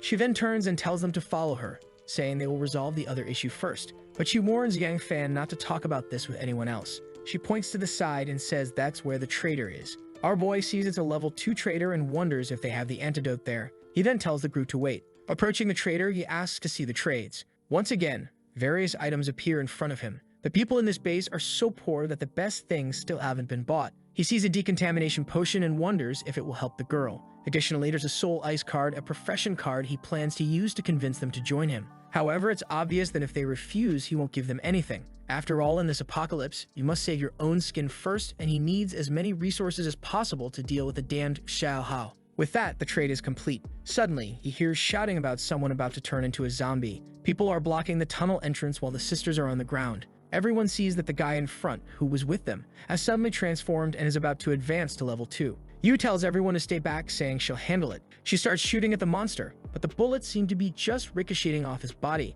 The creature quickly passes by Yu and heads toward the sisters. Kingshire declares she won't let that happen. The sisters comment that once you're bitten by a zombie, there's no way to recover. Suddenly, Kingshire jumps over the zombie and reaches the sisters. However, the monster is about to grab her. But then, a swift cut slices through the air.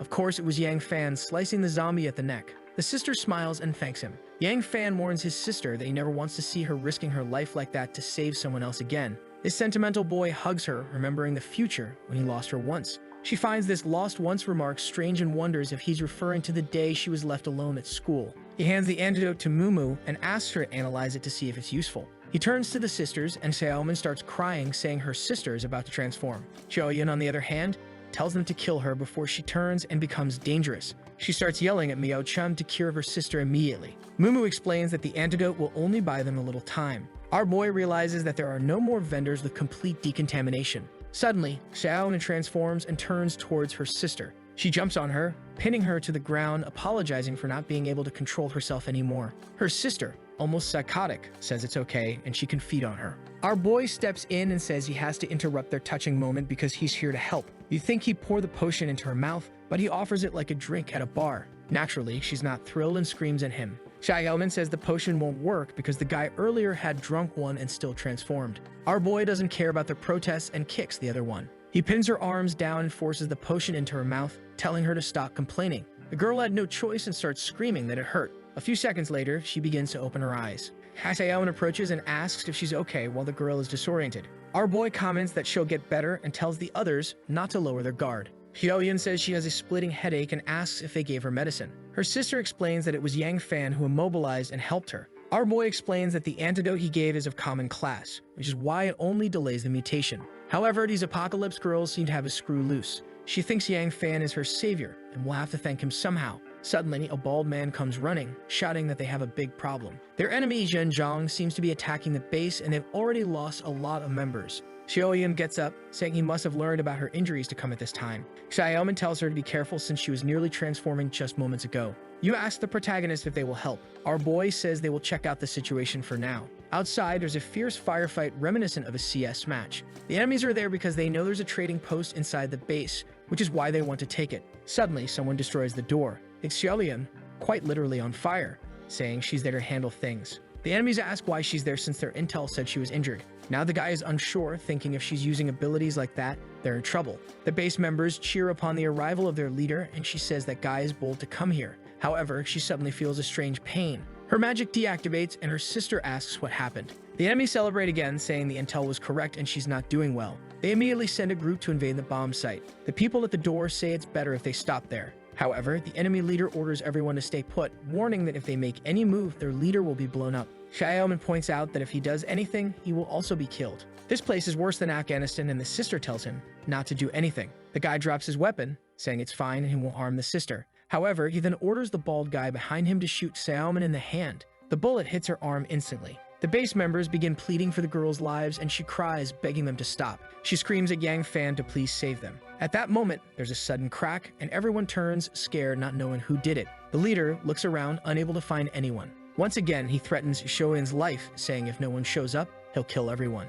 Then someone approaches. It's Yang Fan, asking what happens now that he's arrived. The sisters are terrified, while Shoyun wonders why he keeps helping them so much. The bandit tells our boy that he knows he's not from their base, so he'll give him a chance to run away. But the truth is, he's terrified because the boy seems too confident to be alone. Yang Fan simply asks if he's done with his little show because they don't have enough people to stop him anyway. This catches the leader's attention. He immediately orders his men to aim at Yang Fan, asking who this kid is. The others say they don't know, so it's best to take him out before anything happens. However, two hands appear from behind Yang Fan, firing shots. A barrage of bullets flies past our boy. At the moment the enemies shoot back, his sister teleports to the front along with Sinan, who activates his shield. The synergy among these kids is impressive. His sister says everything is fine, but Yang Fan replies that there was never any problem to begin with. The enemies on the leader's side are all taken out. Now he realizes that Yang Fan was never alone. On the contrary, he was always well accompanied. Miao Chun says to take care of the rest while she helps the wounded. With that, the sisters celebrate, saying they are finally safe. The fallen enemy leader asks why so many strong people are helping these two sisters.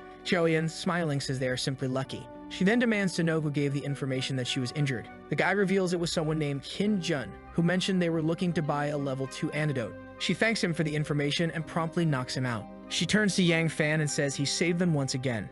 As usual, the artist got carried away while she says she doesn't know how to repay all his kindness. She may not know Yang Fan well, but she is sure she can trust him. Kaioman apologizes for having screamed for his help, saying she was desperate. Our boy tells them not to worry because he was just looking for someone in this city. Shoyun then says that if that's the case, they will help him find this person. However, she questions whether, with his base now only having 10 people, they would accept everyone joining them. She's uncertain because even though he invited her and her sister, he didn't mention the rest of the group. Yang Fan says that's fine, but everyone will have to follow his orders. They smile and thank him. Our boy knows it won't be easy to dominate this city, and having the two sisters will help a lot. Xiaoyun turns to the rest of the group and announces that from today, everyone will obey Yang Fan. The guys thank him and call him Boss Yang. King Shuer says that everyone is now an ally. Then our boy turns to the sisters and says that now that they are allies, he has a present for them. Yang Fan knows what will happen in the future, and this card will be perfect for them. Looking at the card, she asks if he's really going to give it to her. Of course, he gives it to Xiaoman, who is in disbelief at how much he's helping. She then gives a little kiss to the girls, making the others jealous.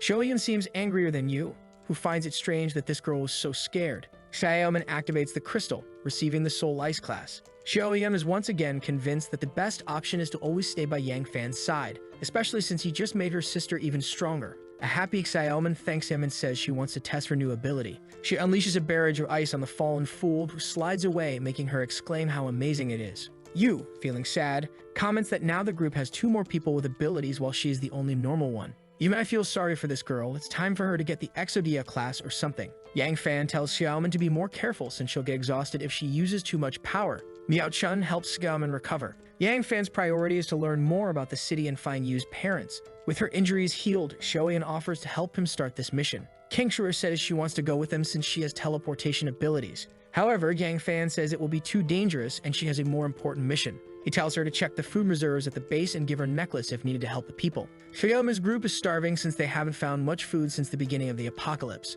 King Shuer activates her necklace, filling the ground with supplies. Seeing the abundance of food, people say they had forgotten what this kind of food looked like. The two sisters rush over, desperate to eat. Yang Fan says it's okay, they can take a break, but as soon as Xiaoyan finishes eating, they will leave. The group gathers around, desperate.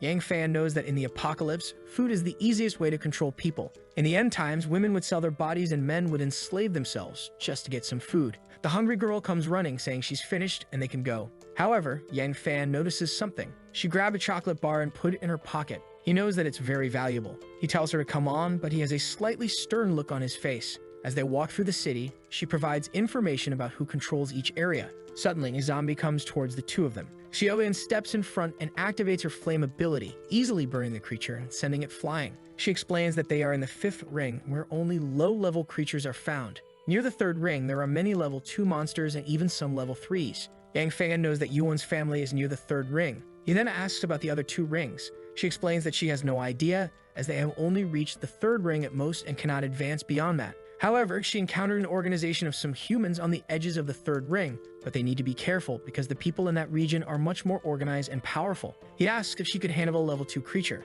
As she says it wouldn't be easy, a creature approaches from above. She activates a bright flame and throws it at the creature, which easily dodges. The zombie heads towards Yang Fan, and she warns him to be careful. However, he just grabs her wrists and says she doesn't even know how to use her own abilities. He redirects her hand and tells her to activate the ability again. This time, the attack hits squarely. The zombie is on fire but still alive. She's shocked that Yang Fan knows how to use her abilities better than she does. Our boy lands a sword strike, commenting that her level 1 abilities are very weak. The crystal drops from the zombie's head and he says she will need to evolve soon since they need to go to the third ring. Joyeon is impressed that he killed a level 2 creature so easily. A while later, they are back at the base and Sinen asks if they really need this special training. Yang Fan explains that this place is much more dangerous than before and they need to search for Yu's parents. The special training will have 3 phases. First, they need to familiarize themselves with their powers and understand how to win a battle using them. His sister says she already knows how to save opponents and escape from enemies, so she doesn't need this training. Yang Fan asks her how many times she can teleport per minute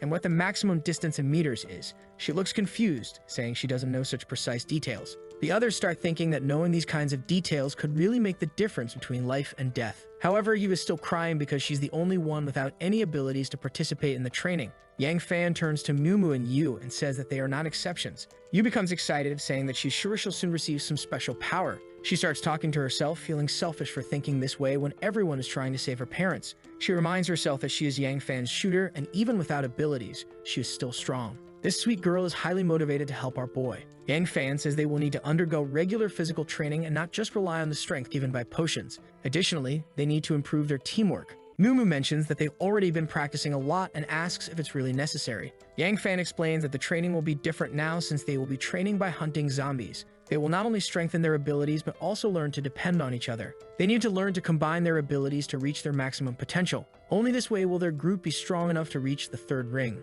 Mio-chan asks if this means they will start acting on their own. Yang Fan says it's impossible for them always to move as a whole group. Eventually, they will need to become more independent. Miao-chan thinks he's probably right because they can't be so predictable. The sisters comment that he seems confident enough and all they need to do is trust his strategies. He says that if no one has any objections, the special training will begin tonight. He starts separating the groups and asks if everyone is ready. They all shout in agreement. His sister then asks what he will do since he's not in any group. He says he always has things to resolve. The scene shifts to night. Yang Fan is walking alone through the city. Now that everyone else's training has begun, he also needs to focus on his own tasks. He knows that this is the shortest path to the main ring. He reaches the outskirts of the third ring, where it's filled with level 2 and even some level 3 monsters. As a weapon maker, he needs many resources to strengthen the team. Suddenly, he hears a sound in the area and sees a creature approaching, surrounded by a ring of lightning. The monster is a mammoth, killing zombies and adventurers. Yang Fan immediately jumps from a window, knowing the creature's tusk is an excellent material. However,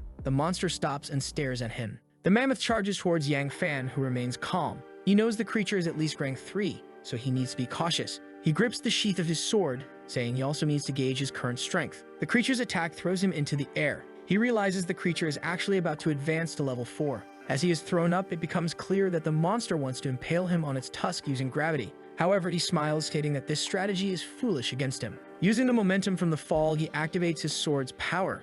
The attack hits the creature squarely. He pierces its eye, saying he's practiced this hundreds of times in his past life. He retrieves the crystal is about to drop. The monster roars and emits a glow. Yang Fan is once again thrown into the air. He lands on the ground while the beast stands still staring. He's impressed that even on the verge of death, the monster still had the ability to retaliate. However, he's taken aback as another ring of electricity appears around the creature. He recognizes this as the light evolution. The monster is advancing to level 4. Yang Fan has encountered situations where creatures evolve mid-combat before. The monster continues to roar as it evolves. Yang Fan contemplates whether he should kill it now since it will be extremely difficult to deal with at level 4. However, if he waits for it to evolve, he can obtain an orange-level crystal, which could be used to craft top-tier equipment. Suddenly, something flies through the sky and explodes next to the creature. Yang Fan realizes it was a bazooka shot, meaning someone is approaching. From the top of a building, some guys say today's haul looks promising, and they'll finally get a good crystal to buy better items. Yang Fan considers whether he should at least warn them that he was already hunting this creature. However, the guy ignores Yang Fan and just orders him to die. The bazooka fires directly at him, but Yang Fan cuts it in half, saying they're seeking death. The remnants explode behind him. The guys are shocked at his risky maneuver. Sweating, they remark that this guy seems very dangerous. The red-haired leader says they help so the protagonist can keep 40%. His friend argues that since he's alone, they should keep everything. But the other guy points out that the boy isn't normal. Yang Fan declares that he'll keep 90%, and they can divide the remaining 10%. The guys obviously aren't happy and say he's asking for too much. Our boy just says they're idiots for trying to steal the creature he killed and still asking for half. The guy starts loading another bazooka, saying this time Yang Fan won't be able to dodge. Obviously, Yang Fan just jumps and cuts the bazooka like butter. The guy is confused that his bazooka was sliced so easily, and Yang Fan is already face to face with the two of them. The guy on the ground warns his comrade not to provoke the kid, and Yang Fan agrees with that sentiment. However, suddenly the other guy's expression changes and he smiles. A barrier appears around him, blocking Yang Fan's attack. Yang Fan is impressed, realizing it must be a level 3 ability to block his strike.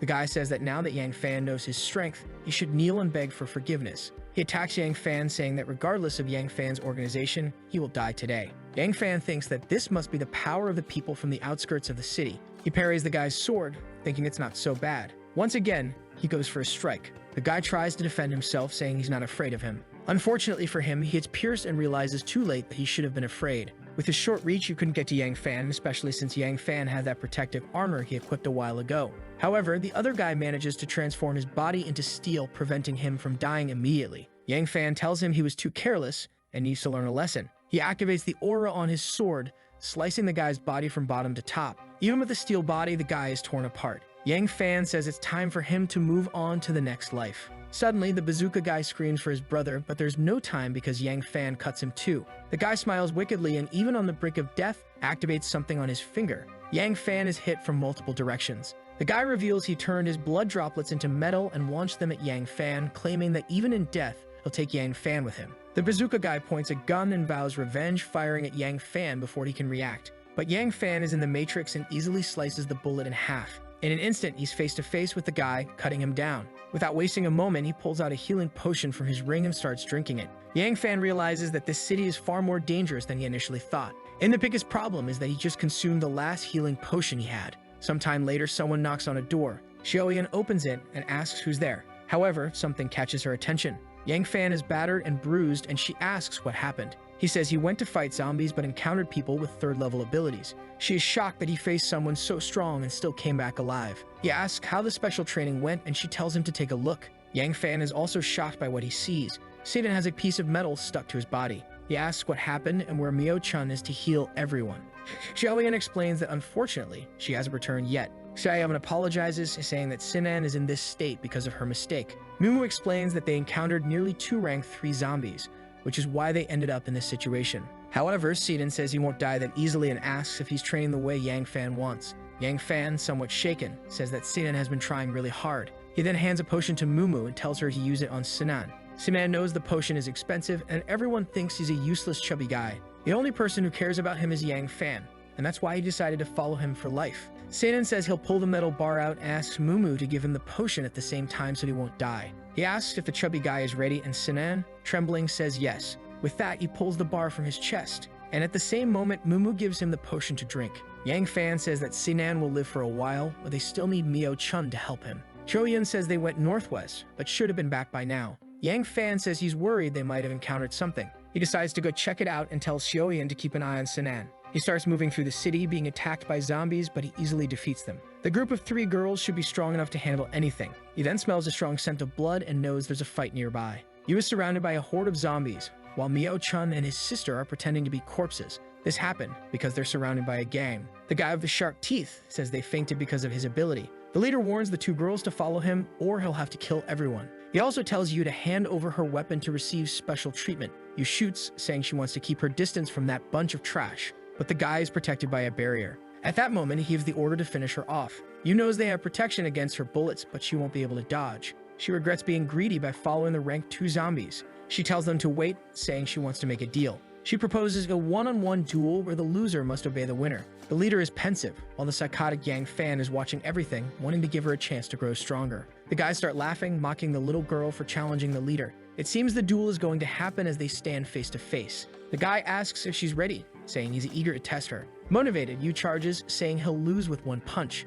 However, the guy warns that he's the 2nd strongest puncher in the region, but Yu says she wouldn't be afraid even if he were level 1. She ducks and hits him hard in the ribs. The guy asks if that was supposed to be a tickle. He almost lands a punch on her, or rather he does, sending her crashing to the ground. He says she's very beautiful and it's not worth ruining her face, so she should just give up. The gap between them is significant, especially since he's consumed several evolution potions. Suddenly, Yang Fan appears and says that while she doesn't have physical strength, she should use her other abilities. The guy asks who he is and if he's looking for trouble. The other gang members point their guns and ask if he wants to go to sleep. Meanwhile, Yu just watches. Yang Fan mentions that she has some advantage, but she's not sure what it is. However, the leader is about to land another punch. Suddenly, she disappears in front of him. Out of nowhere, she starts moving so fast that she creates illusions. The girl comes at him with a triple strike, and the leader doesn't know where to defend. Or does he? He changes his expression and seems confident. All of her attacks land squarely on him, but he says it's nothing more than a tickle, until she lands one directly on his groin. She says every man has a weakness. The poor guy falls to the ground, writhing in pain, calling her very cruel. She shows no mercy and punches him in the mouth as well. She prepares to deliver another kick, hitting him squarely and sending him into the wall. The gang members ask if their boss is okay. Yu, exhausted, says she just needs to exploit the weak points. Thanks to Yang Fan, she realized there are other ways to fight. This girl is crazy, wondering if this is his way of showing love. However, Yang Fan knows very well that it wasn't enough to take the guy down for good. And suddenly he says it's impressive that a little girl managed to do something like that. He appears from the smoke, saying that now he'll have to take things more seriously. Suddenly, an aura begins to surround his body, and the guy transforms into a werewolf. Yu looks scared, realizing she now stands no chance. Or rather, the guy turns into a dog with its tongue hanging out. What a disgrace is this? Sheikun starts laughing in his face, saying this transformation is ridiculous. The guy gets angry, saying she's the type of person he hates the most and he's going to end her now. He tries to land a punch, but she barely dodges it. She notices that his speed has increased significantly compared to before. The guy spins and kicks her in the spine, saying he's 3 times faster now. Poor Yu is slammed into the wall. She realizes that the only advantage she had is now gone. The guy says it's a shame, but he'll help her reincarnate. He approaches and grabs her by the neck, saying she doesn't need to worry because her body will still be intact. Seeing the punch coming, she knows this is the end for her. She starts to remember a time when she was practicing climbing. Unlike everyone else, she liked to train without any protection to put her life at risk. From a distance, people wondered why that little girl liked to risk her life so much. A man approached to pull her down. Crying, Yu asked if her father was there to save her. However, he told her that if she decided to climb without safety, now she was responsible for that decision. She said her only option now was to keep climbing. Yu decides that if that's the case, she'll keep going until the end. Back in the fight, she tells herself that she has to give it her all. The punch is coming, but she decides she won't give up like this. She throws herself backward to dodge the punch and immobilizes the guy's arm. The girl uses Jiu-Jitsu and locks his arm. The fool's face hits the ground and he can't even understand what's happening. Yang Fan says that in the past life, she became too strong to lose this easily. And there she is, breaking the guy's entire arm. At that moment, he tries to use his other hand to get her off him, but she quickly lets go of the arm and dodges. She grabs the other one, saying he'll lose another. She's really cruel, breaking both arms. While the guy agonizes over the second break, she's already pulling out a knife and pointing it at him, saying he lost. The leader tells her not to do it, saying he surrenders. She says that according to the bet, he has to let everyone go. He agrees and just asks her not to finish him off. However, Yu is thinking that Yang Fan won't like that she won in such a dirty way. Suddenly, Yang Fan calls out to her, saying she did a good job. This psycho starts crying with joy while the wolf guy seems to be watching from behind. He jumps to bite her neck and she had been distracted, so she can't dodge. Blood spurts everywhere. It was Yang Fan who slashed him, saying the guy should have surrendered. Seeing that he's injured, the guy begs Yang Fan not to finish him off. However, Yang Fan just twists his sword and slices him in half, saying now he has no choice. The guy falls divided in two, and the group begins to flee. The guy with the sharp teeth says it's impossible for the leader to have lost so easily. But then the guy suddenly kneels and says that according to the rules, Yang Fan is now the new leader of the fourth ring. Yang Fan responds that he doesn't want any more members in the group and orders the guy to leave. The guy with the sharp teeth explains that his ability is useless alone, so he needs to be in a group. He starts banging his head on the ground, begging Yang Fan to accept him. Yu warns that this guy is an enemy. However, Yang Fan knows that an ability that puts people to sleep is perfect for what he needs. He tells the guy that he will accept him, but if he tries to betray them for even a second, he will be cut in half. The guy thanks him, saying he will always remember those words. Yang Fan then tells him to go wake up the others. With that, he watches and then tells Yu to get on his back. She refuses, saying she's fine and wants to show she's strong and doesn't need help. But the next second, she's almost fainting and falls to the ground like a fool. She realizes she made a fool of herself and should have just gotten on his back. Yang Fan, cruel as ever, asks if she wants a ride or not. She climbs onto his back, telling him to stop making her so embarrassed. He tells her to stop being so stubborn because when Mio-chan wakes up, she'll heal her. The guy with the sharp teeth arrives and activates an ability. A strange purple aura enters the noses of the two girls. Yang Fan quickly asks if they're okay. Confused and sleepy, they say they suddenly passed out for no reason. The guy apologizes, saying it was his power, but he's already deactivated it. With that, Yu shows the zombie crystal, saying they managed to defeat everything.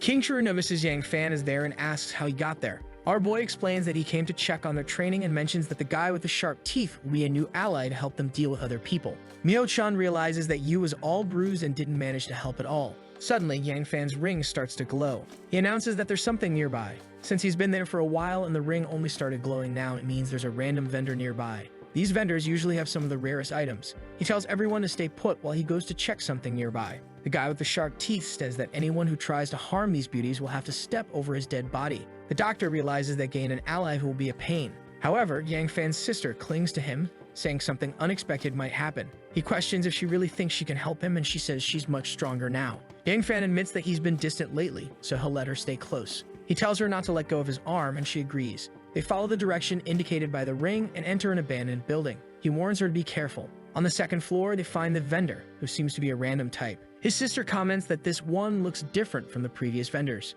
Yang Fan explains that these vendors are only available for 5 minutes. She seems interested and asks if everything will be alright. Without hesitation, Yang Fan activates the trades. She is surprised and says she has never been in one before. Yang Fan comments that you can only enter if you have crystals saved up, implying she's been hiding some. She sticks out her tongue, saying she managed to get some during today's hunt. Inside, they find some mineral water. Yang Fan tells his sister to look for something she wants. Mid-air, she grabs a card, saying it's for a very rare profession. Yang Fan says that this one is perfect for you. As soon as he clicks, do you remember that the last chapter ended when he was picking up a letter that was supposedly perfect for you, who's been craving it for a long time? He turned to his sister and said they didn't have much time, but he knew she'd be really happy with it. The exchange was completed, and their exit was forced. As soon as she found herself outside, her brother wondered how she got out of there. The strangest thing was that it was getting really cold and our dear Yanfen hadn't shown up yet. What had ended was the exchange function of the guy he had activated, but the boy's little ring began to shine as usual. He decided to check to see if the weekly item had returned.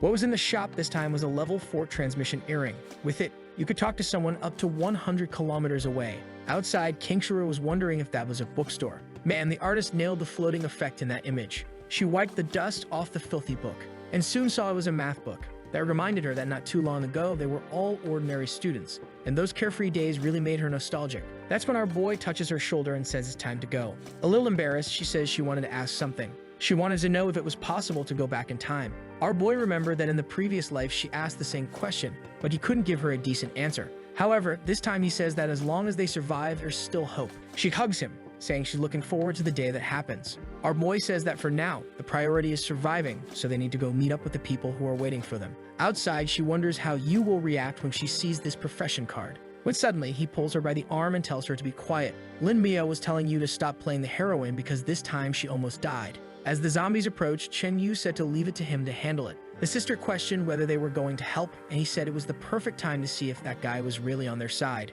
Meanwhile, Yu was receiving a healing where it mattered most apparently. But she turned to Lin Mio and told her to rest for a bit because she'd been healing for a long time. But Lin Mio replied that it was the only thing she could do since if enemies appeared, she wouldn't be able to help. Ken Yu apologized, saying that if it weren't for their gang, none of this would have happened. However, Yu said it wasn't his fault since he was just following orders. Even if he killed her now, it would be her fault for not being strong enough.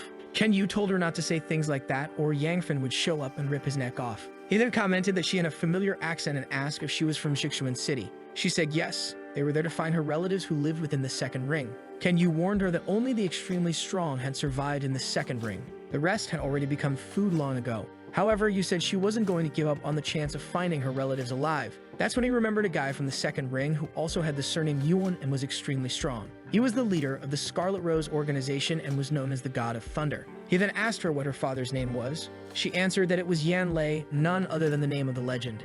Shocked, Chen Yu asked if she was really the daughter of the God of Thunder. All confused, she asked who this God of Thunder was. Right away, he got up in her face and told her that this Yan Lei, her father, was one of the 3 strongest in Jixuan City. Listening from the side, King Shuru was impressed. What our boy found strange was that in the past life, her father wasn't famous or strong at all. The world continues to change a lot compared to before. He explained that her father was indeed a military veteran, but she never imagined he would become so strong. He then said he had a photo of the most dangerous people in the city and told her to take a look. As soon as she saw it, she recognized her father. She became emotional, saying that she had finally found him. This trip to the city had finally brought something positive. The boy was shocked. He already knew Yangfen was dangerous, but knowing that the daughter of the strongest man in the city was standing right in front of him made him change his mind. At that moment, our boy and his sister arrived. The boy revealed that he had overheard everything and said that now that they knew where Yu's father was, it was time for Plan B. Confused, they asked what Plan B was. He informed them that they would enter battle mode, invade the second ring, and find her father. Lin Miao asked if he had gone mad. At that moment, they couldn't even survive in the third ring. Chen Yu explained that on the way, they would encounter several Tier 4 zombies, along with mutated plants and different animals. However, our boy said that the reason so many people stayed in this second ring must be because it had many rare resources for evolving. Besides, he didn't know how strong that guy from the past life was, the one he wanted to take revenge on. Yu said she knew he was eager to help her, but there was no need to worry. Soon they would find her father. Our boy said that since everyone was against it, they should rest for a bit to increase their chances of success. At that moment, Kingshura congratulated her on finding her father and said they had prepared a gift. Right then, there was a giant letter that looked like a book. She asked what it was, and Kingshura explained that it was the machinist profession Yangfen had said would be the best for her. She immediately felt healed, saying that in the future, she'd have to repay the boy's kindness. Of course, she couldn't control her excitement and activated it right away. Her eyes lit up, and now she was all geared up with engineering tools. Our boy explained that the mechanic profession made her understand any type of machinery extremely fast. He handed her the gun and told her to test it. At the same time, he equipped the ice bomb and the gun to enhance his capabilities. Seeing him do that, Chen Yu recognized that he must be using some kind of forging ability. The weapon became all shiny and radiant. He then handed it over, saying that unfortunately he could only upgrade a weapon to Tier 3. Obviously for Kingshura, that was still extremely powerful. She immediately fell at his feet, begging, but our boy told her he was out of materials. She said it didn't matter, just to tell her what he needed, and she'd go gather it. Our boy agreed and said he'd pass her the list later. At that moment, the cheeky girl wanted to come give him a kiss. Our boy then told Yu to try using the gun that an ordinary person couldn't handle. His sister said she didn't believe it and snatched it from her hand. She prepared it and aimed, but said it felt like it was empty. He explained that it wasn't empty. The gun had a system that only a mechanic could use to fire it. Yu was impressed that now she had a type of weapon only she could use. A little embarrassed, Kingshura handed it back, saying she really couldn't use it. At that moment, she was already aiming. She fired a sequence of shots that hit the wall and froze everything. In addition, she had another type of special ammunition, an icy explosion. Ken Yu praised our boy, saying he was a genius at making weapons. Our boy then handed over the communication devices. However, Lin Miao said they were out of power, so how were they going to use them? But as soon as she put it on her ear, obviously it activated, since it had magical powers, right?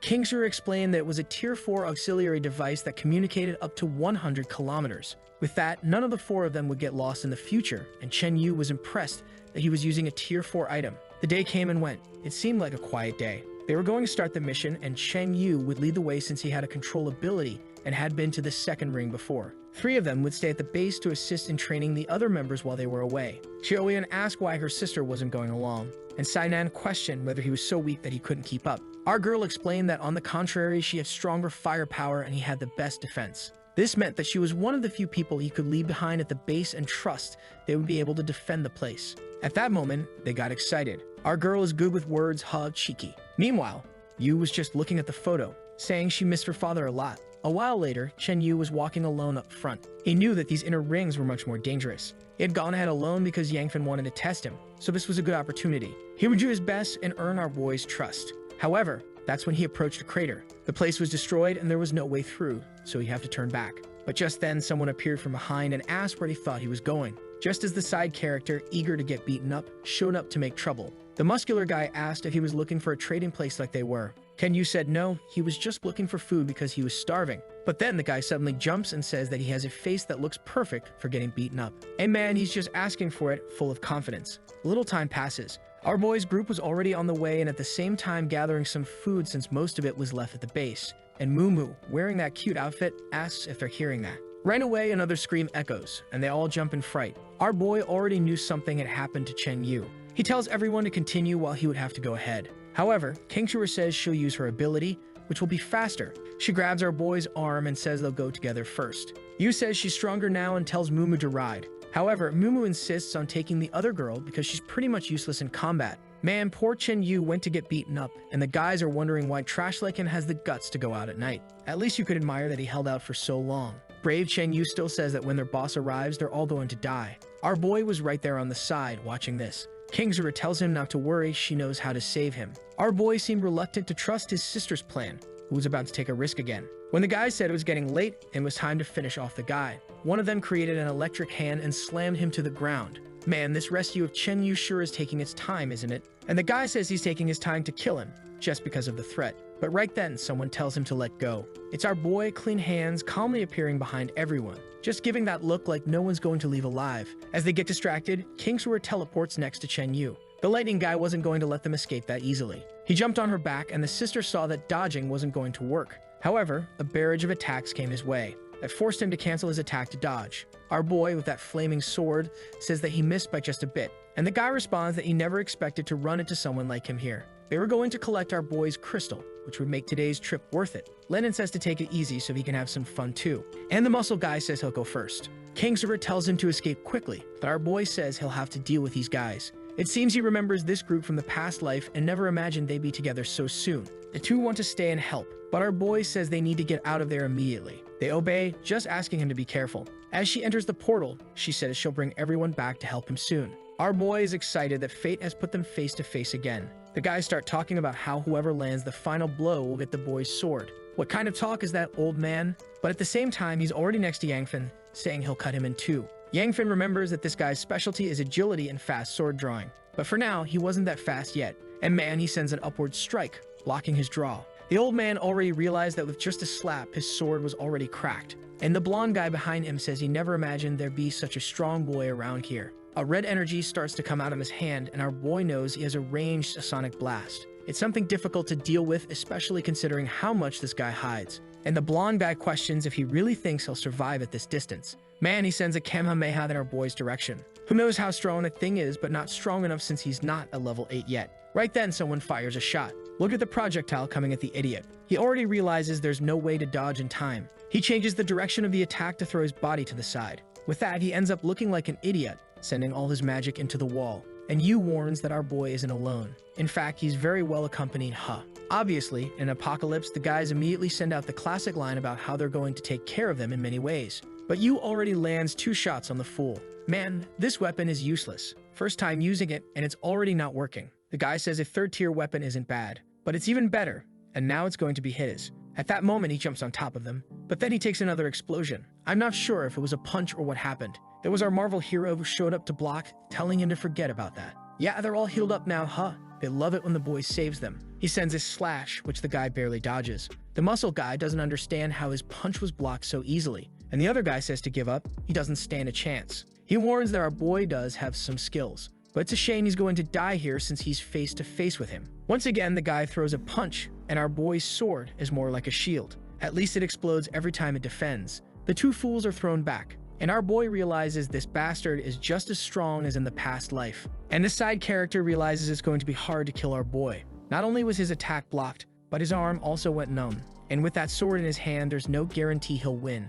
Yangfin is trembling too. That attack left him shaken. No wonder this guy is considered a genius. He needs to advance his strength to level 3 soon because right now, in a fight, he's at a complete disadvantage. At that moment, Lin Miao places her hand on his shoulder and begins to cast a healing spell. The guys realize that this healer is much stronger than the usual ones. And in an apocalypse like this, having someone like her at the base would be perfect. They get excited again, and one of them immediately says to hand the woman over. But just in time, poor Yu aims her weapon. However, our boy stepped forward, confronting him and asking what kind of talk this is about stealing allies. He swung his sword right in front of the guy's punch. Now you're going to bleed, you fool.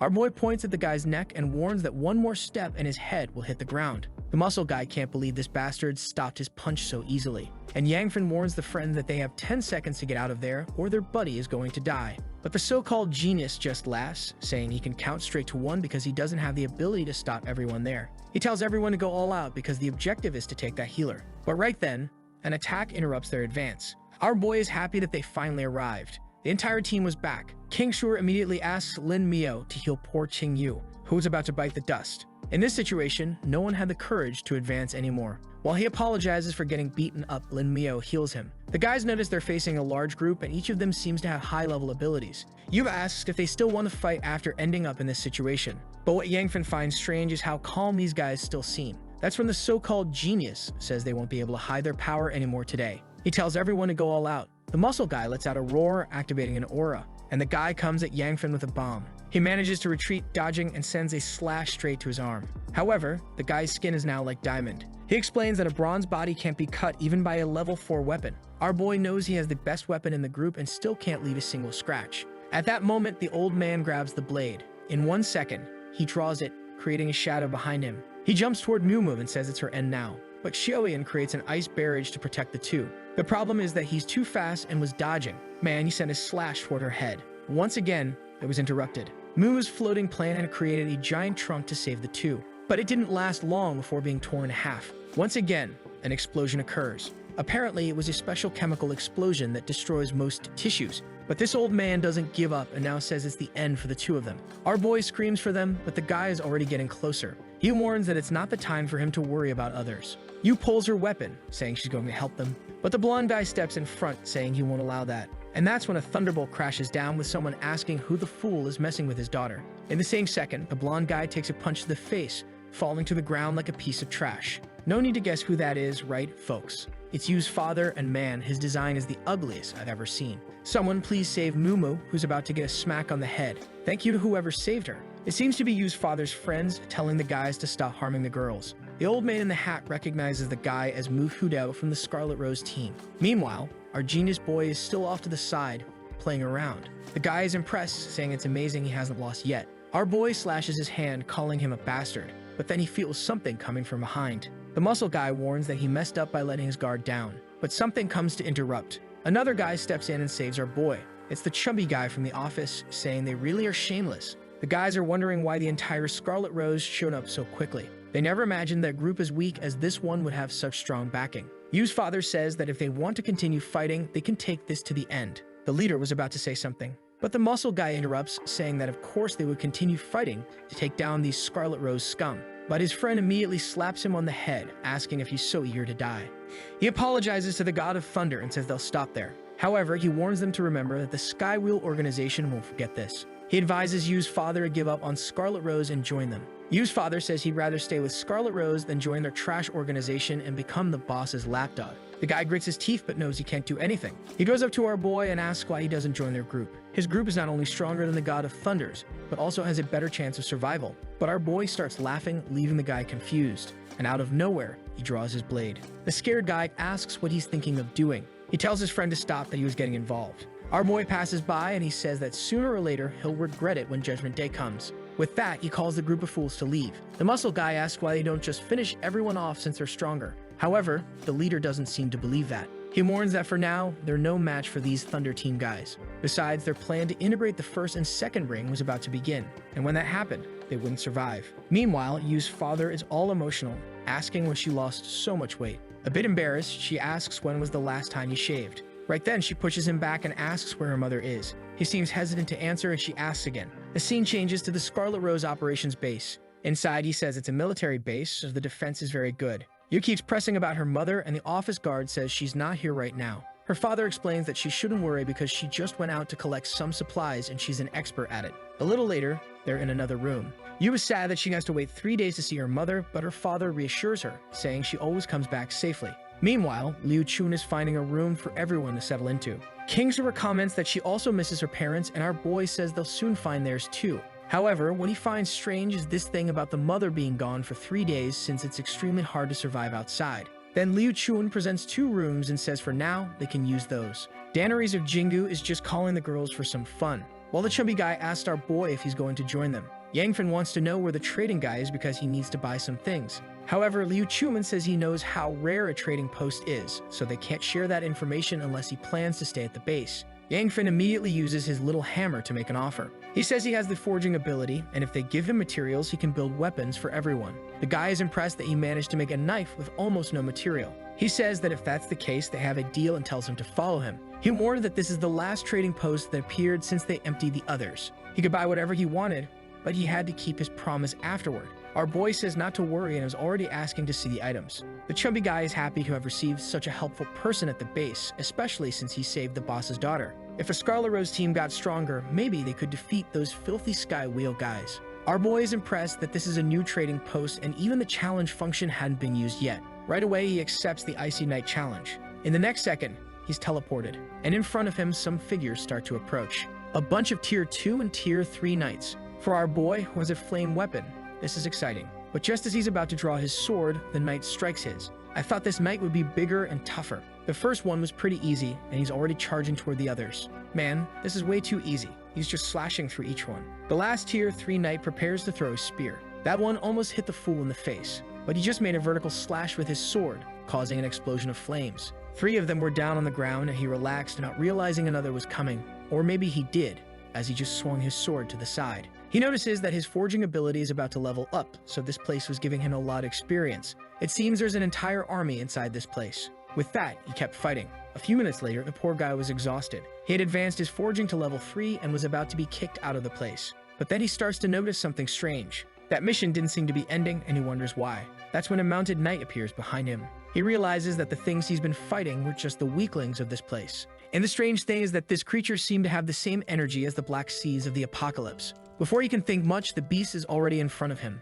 The level 4 creature is so fast that he has to defend himself. But the poor guy gets thrown far. He hit his back like a fool. Our boy realizes that this thing is much stronger than the others. And worst of all, it's extremely fast. He barely dodges again. He notices he's only surviving because the creature doesn't have a weapon yet. Man, the mind reader immediately pulls out one. And before he knows what to do, the creature is already aiming to throw it. Our boy takes a hit from the spear. Man, I didn't think he had really been pierced. But he allowed himself to get hit and avoided any vital points, even though it's very close to the heart, almost vital. But the psycho is excited, saying it's been a long time since he felt something like this. The knight pulls an axe from his back and comes to cut the poor guy in half. At that moment, our boy has an idea and elbows the spear. He manages to free himself in time and dodges the axe attack. Since the creature has dark seeds, he grabs a purification potion and throws it toward the knight. However, the item hits and does nothing. But our boy notices that the knight purposely froze the water. This confirms that he's afraid of the purifying water. The problem is that this fight won't last much longer. He needed to create a chance, and the knight came in for another attack. The crafty guy dodges and lands on top of the weapon. It was the last bottle he had, so it needed to work. However, the knight swings the blade at him. Man, the crazy guy once again decides to endure the attack because he didn't have time to dodge. Even the knight was shocked by the insanity of this maniac. But now with him trapped, it was the perfect chance. The water hit the idiot right on the head and spilled all over his face. Since he was a corrupted being, he began to be purified. He realized that this was working, and this challenge had something to do with the apocalypse. The seeds, the trades, everything that was happening made him think there was someone behind all of this. However, the most important thing for now was that the challenge had been won. With his new forging level, he received the ice extraction skill, which allowed him to create even stronger things. In addition, he got a frozen war horse that was extremely fast and had high defense. He was excited. He had evolved quite a bit, though not as much as he expected, given the risks. That's when he gets a shock and realizes that, in fact, he had leveled up his forging twice by killing that boss. He's in pain because he's all beat up, but it was worth it since he reached level 4. He drinks the experience potion he received, which also levels up his personal level to 3. Now his level 4 forging ability was called Master of Ice. The boy even developed heterochromia, which is when you have different colored eyes. But in desperation, he quickly grabs some potions to avoid dying since he's completely worn out. Since he leveled up, he can now buy level 2 potions, which are much better. And of course, he cleaned out everything in the shop. Now it was time to check out the most important thing, the item inside the ring. The energy gathers and the card starts to appear. What emerges is another evolution potion, but it costs 40 red crystals, even with a discount. Unfortunately, our boy only has one of those crystals, which he got from killing that bull. He urgently needs to get back to killing those high-level creatures to gather more and only then evolve. He leaves the vendor, who's dozing off after waiting so long. He congratulates our boy for reaching level 3.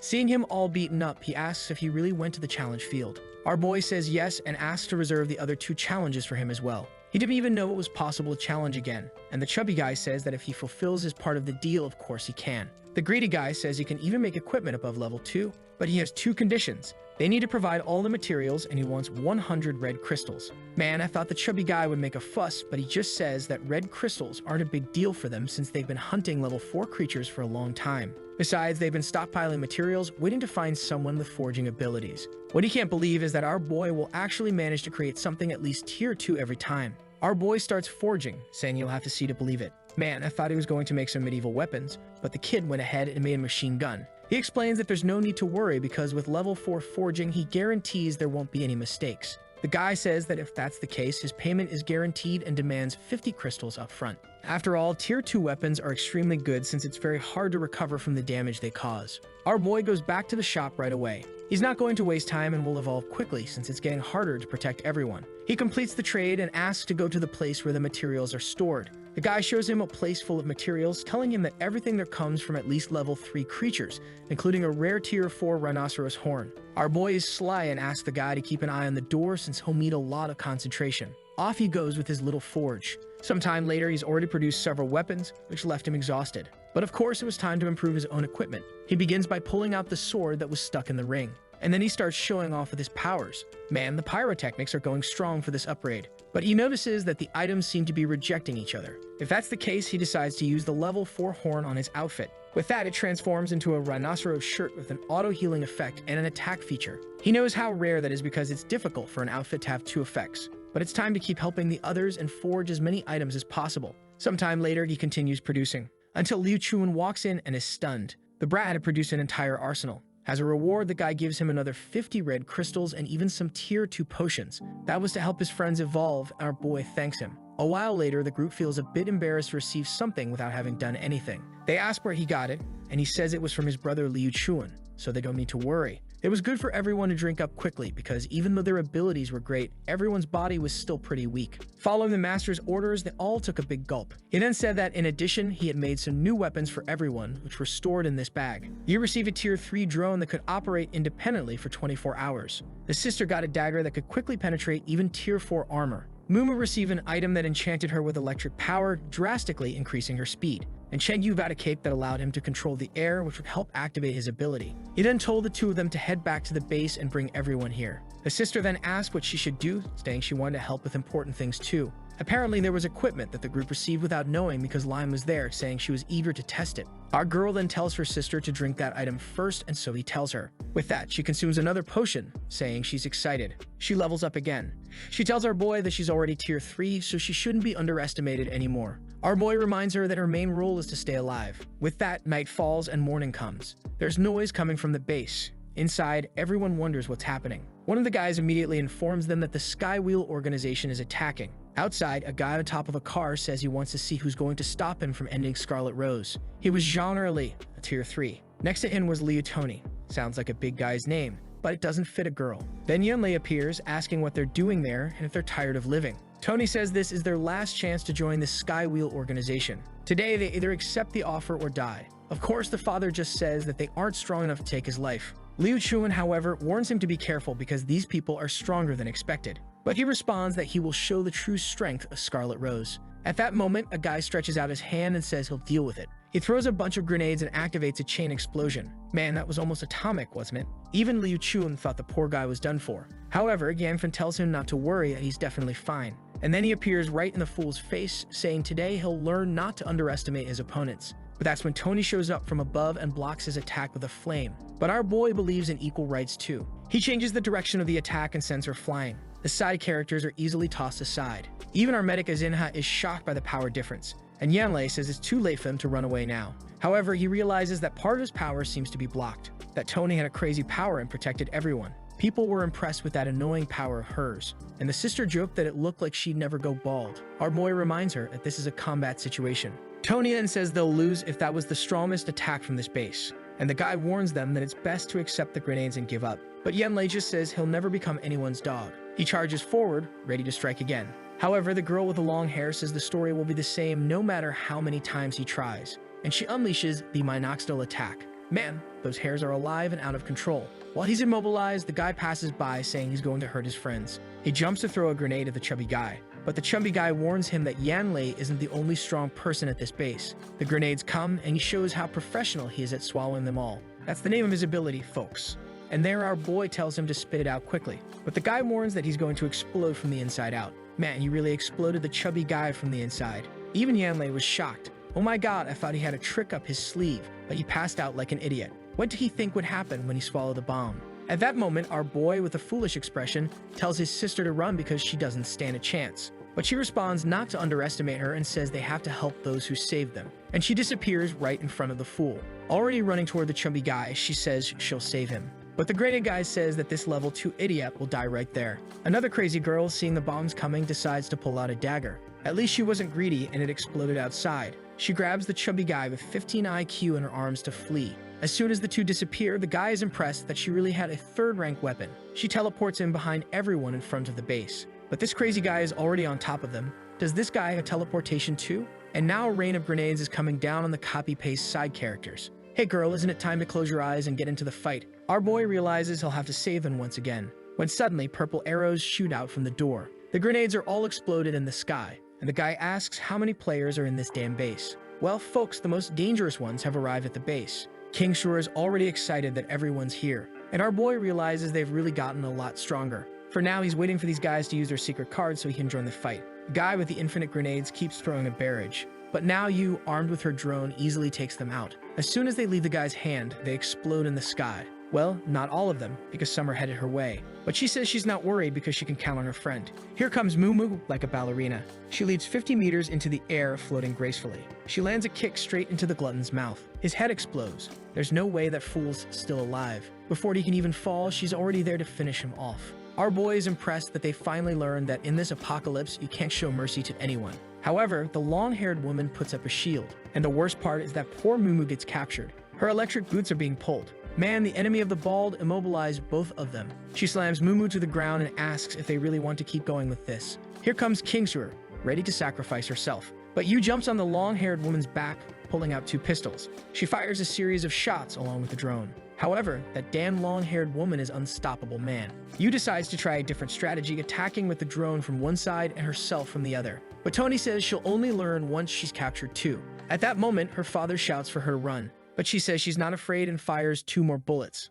Man, Tony's brutal. Poor Yu gets lightly impaled. Her Chinese drone has gone to the afterlife, and the poor girl is devastated, although she seems more upset about the drone than herself. Tony says she's resilient, but she'll have to pay the price for going against her. Stomping on Yu, Tony asks once again if the Scarlet Rose group will submit to them. King Shura wants to help, but our boy tells her it's not the time yet. He just needs to figure out a few more details, and then they'll step in. She asks why he's taking so long. He says he can't explain, but he has to find the perfect moment to resolve this. Poor Yu is still being crushed. Tony then turns to the Scarlet Rose group and says their leader is useless, so why do they still follow him? Meanwhile, Mumu wonders why our boy is stalling so much. She seems to have an idea but says nothing. Meanwhile, the group on the ground calls out for the boss. Tony asks how many bosses they have to keep calling for another one. When suddenly, something almost hits her. She manages to defend herself and asks who was bold enough to try. It seems our boy is the new boss. He warns her that in 1 minute, she'll be dead. Apparently, it's a fashion showdown because they're just standing there, staring at each other. The crazy woman even lights a cigarette, admitting that he looks brave. But she says he needs to know there's a price for being arrogant in front of her. She warns that first, she'll cut off his arm. Yin Fang just says he'll let her attack first because otherwise she won't last the full minute he mentioned. Suddenly, something's coming from behind him. Lin Mio screams for him to be careful. Tony says he can give his speech in hell. Another explosion rocks the field. It seems he took the hit directly. But his new rhinoceros outfit provided strong defense. Man, the item created a powerful shield. Tony is impressed, wondering how a weak kid like him has a level 4 item. Then a guy shows up and warns that everyone at this base is loaded with items above level 2. She says it's good to know as there'll be new gear for the Sky Wheel. She tells the guy to use all his power because it's time for a bloodbath. With that, he places his hand on her hair, activating a purple poison. Man, they're combining their abilities. Immediately, the acid starts corroding Mumu's body, while her father agonizes, saying it's his fault for being so weak. Then suddenly, our boy attacks from above. Seeing the poison situation, he knows he can't stall any longer. But here comes a Tokyo Ghoul attack, one for each side. The long-haired woman says half the minute he mentioned has passed and she's still intact. She warns that this correction poison is much stronger than he thinks. Man, our boy's tier 4 armor is being eaten away. And with that, some of Tokyo Ghoul's tentacles are starting to pierce through. Our boy finally manages to slash at her hair. He warns that even if she destroys his armor, it's irrelevant because she's still going to die in the end. But she just tells him to look at his own feet. That's when the poor guy realizes he's already been poisoned too. Our boy is shocked because he didn't even notice when it happened. However, he says he knows very well that using this much hair must be draining her energy. She responds that it doesn't matter because it's already too late to be talking about that.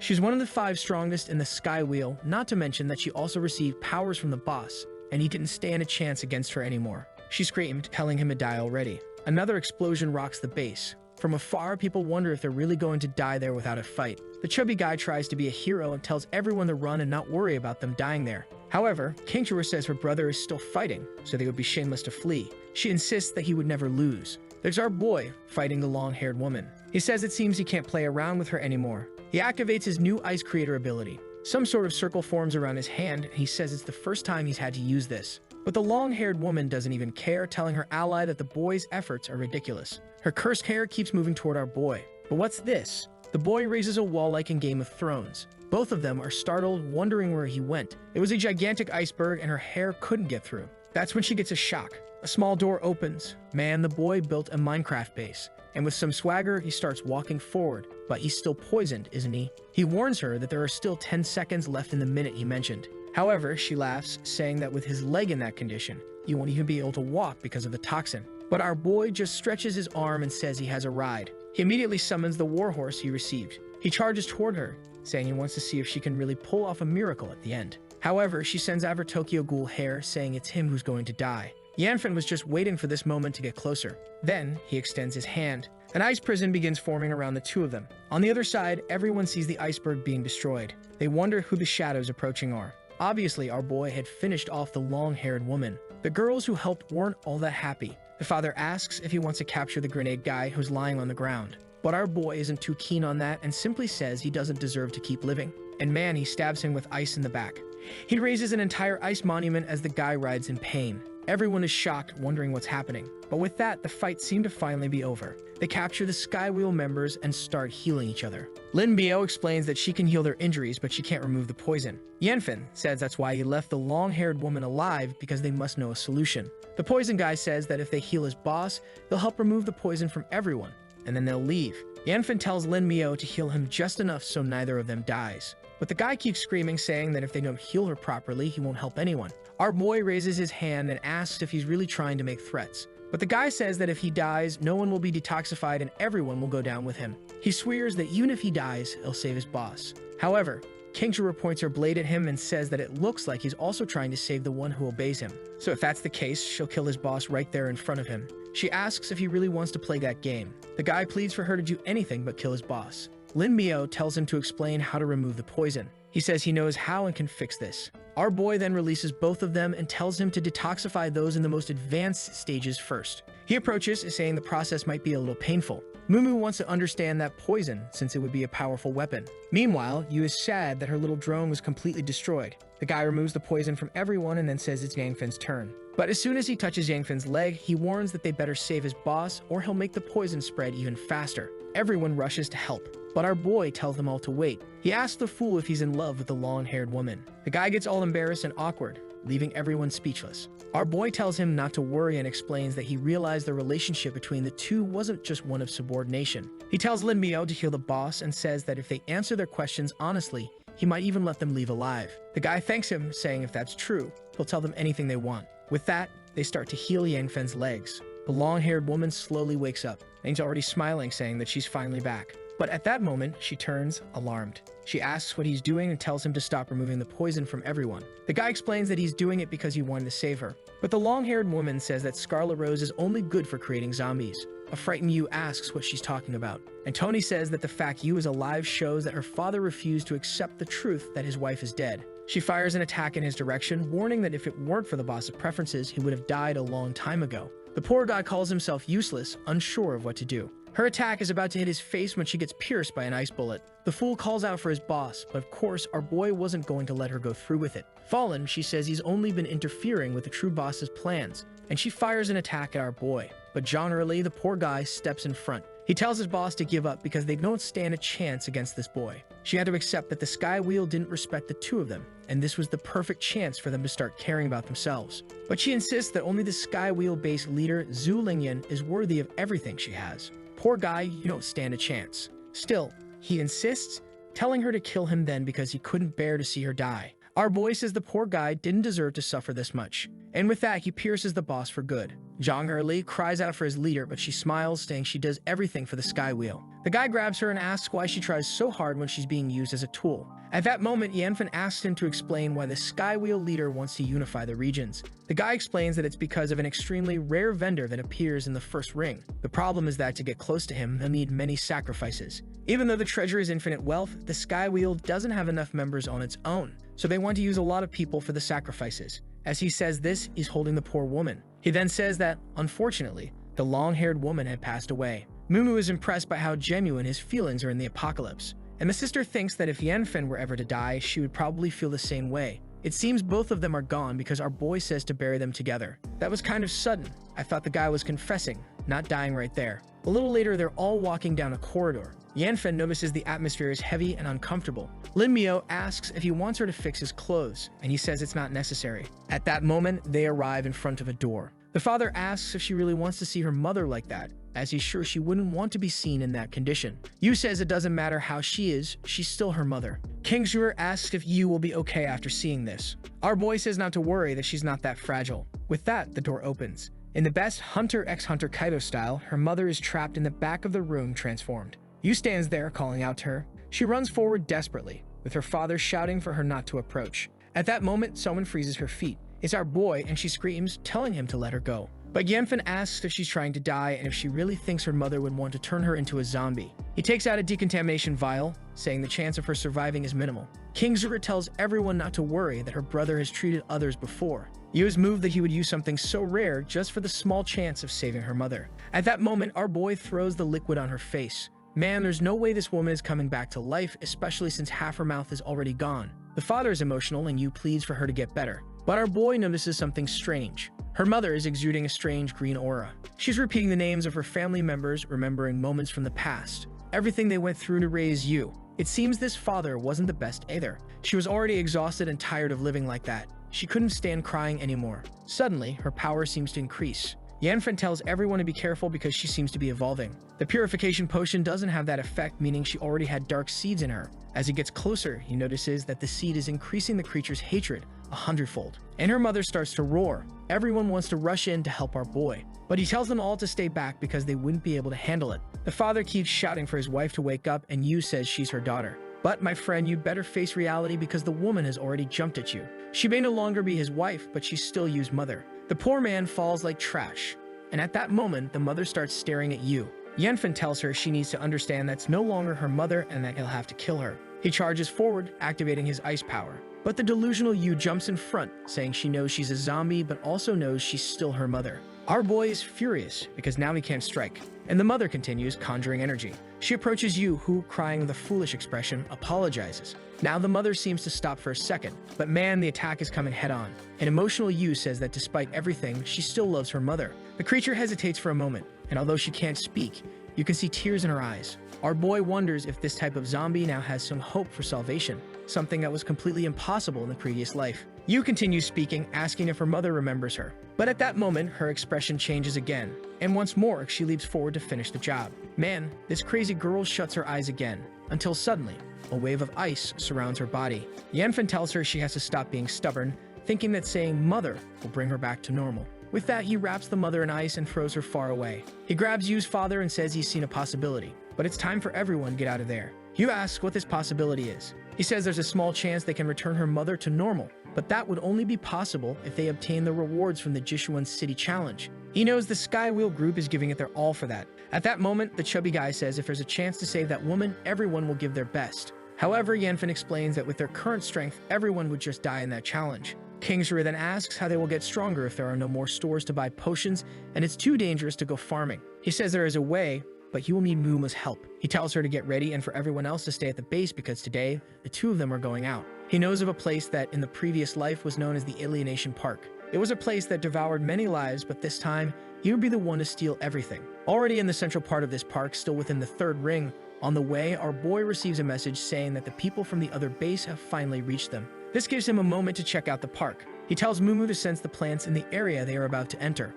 She activates her technique on the ground. A blue energy begins to spread across the soil. She informs him that there are no plants above tier 4 nearby. However, they have a problem. He asks what it is. She explains that in the middle of her ability, there's a kind of black hole that can't be detected. This means there's no form of life there, which suggests that some creature must be absorbing everything. He responds that it's probably the case. Mu asks if they'll still proceed. He says that unfortunately, the only way to get the treasure is to take that risk. Noah's mentioning how her little creature is now the size of a teenager.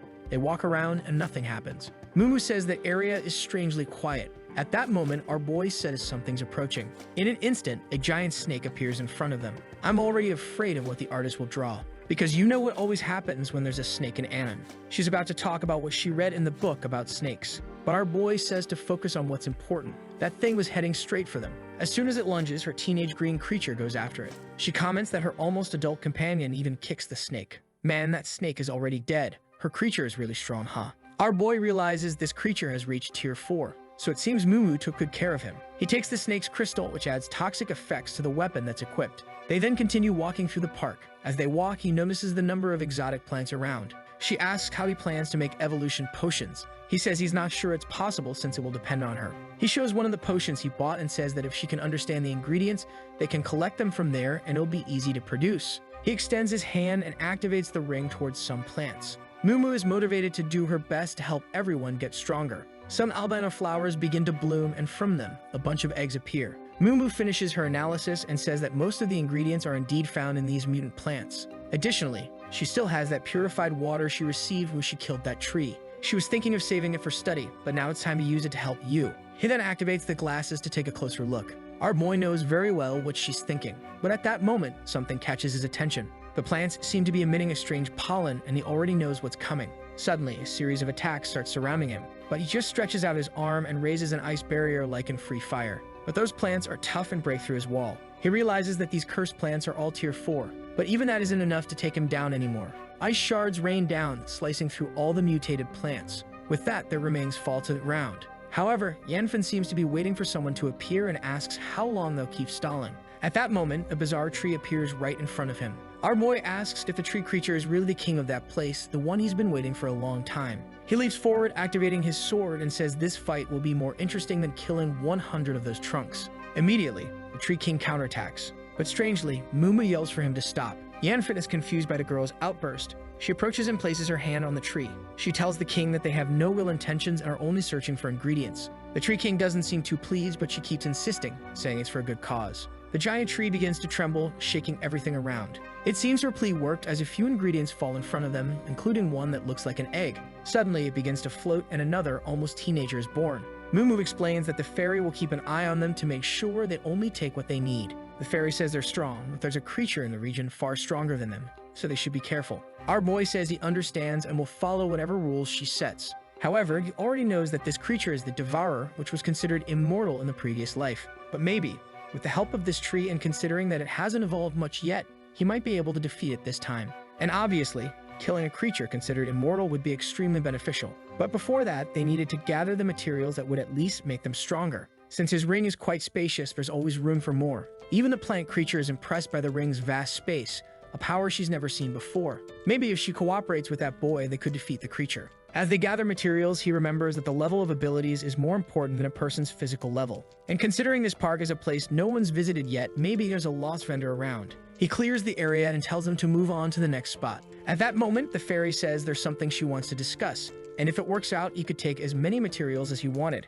Our boy knows that seeing his ring made her change her mind. He tells her it must be something really difficult, given the generous offer. She explains that she wants them to team up to eradicate the Devourer, the monster in the center of the park. She mentioned a special gift, and Mumu asks what that would be. The fairy explains that she would give them the mutated core of wisdom that's inside her body. She tells Yanfen that he must know how important that item is, given his forging profession. Seeing that even Yanfen is left speechless, Mumu realizes it must be something extremely valuable. Our boy asks if she's sure about giving it up. The creature says yes, she's lived so long that she's accumulated 3 of these cores and can part with one. Our boy says he'd accept, but he has one condition first. If they defeat the creature, he will keep the cores and crystals that come from it. With that, the 3 begin advancing through the forest. The fairy tells them to hurry up, saying they're falling behind. But Yanfen replies that she only says that because she flies away whenever trouble shows up. Annoyed, she responds that plants don't have that kind of heart and she'll cooperate even if she gets devoured. Mumu then asks what this core of wisdom is, since Yanfen seems so interested in it. He explains that it's a god-level item that grants active evolution and even wisdom. Normally, you can only get them from extremely intelligent creatures.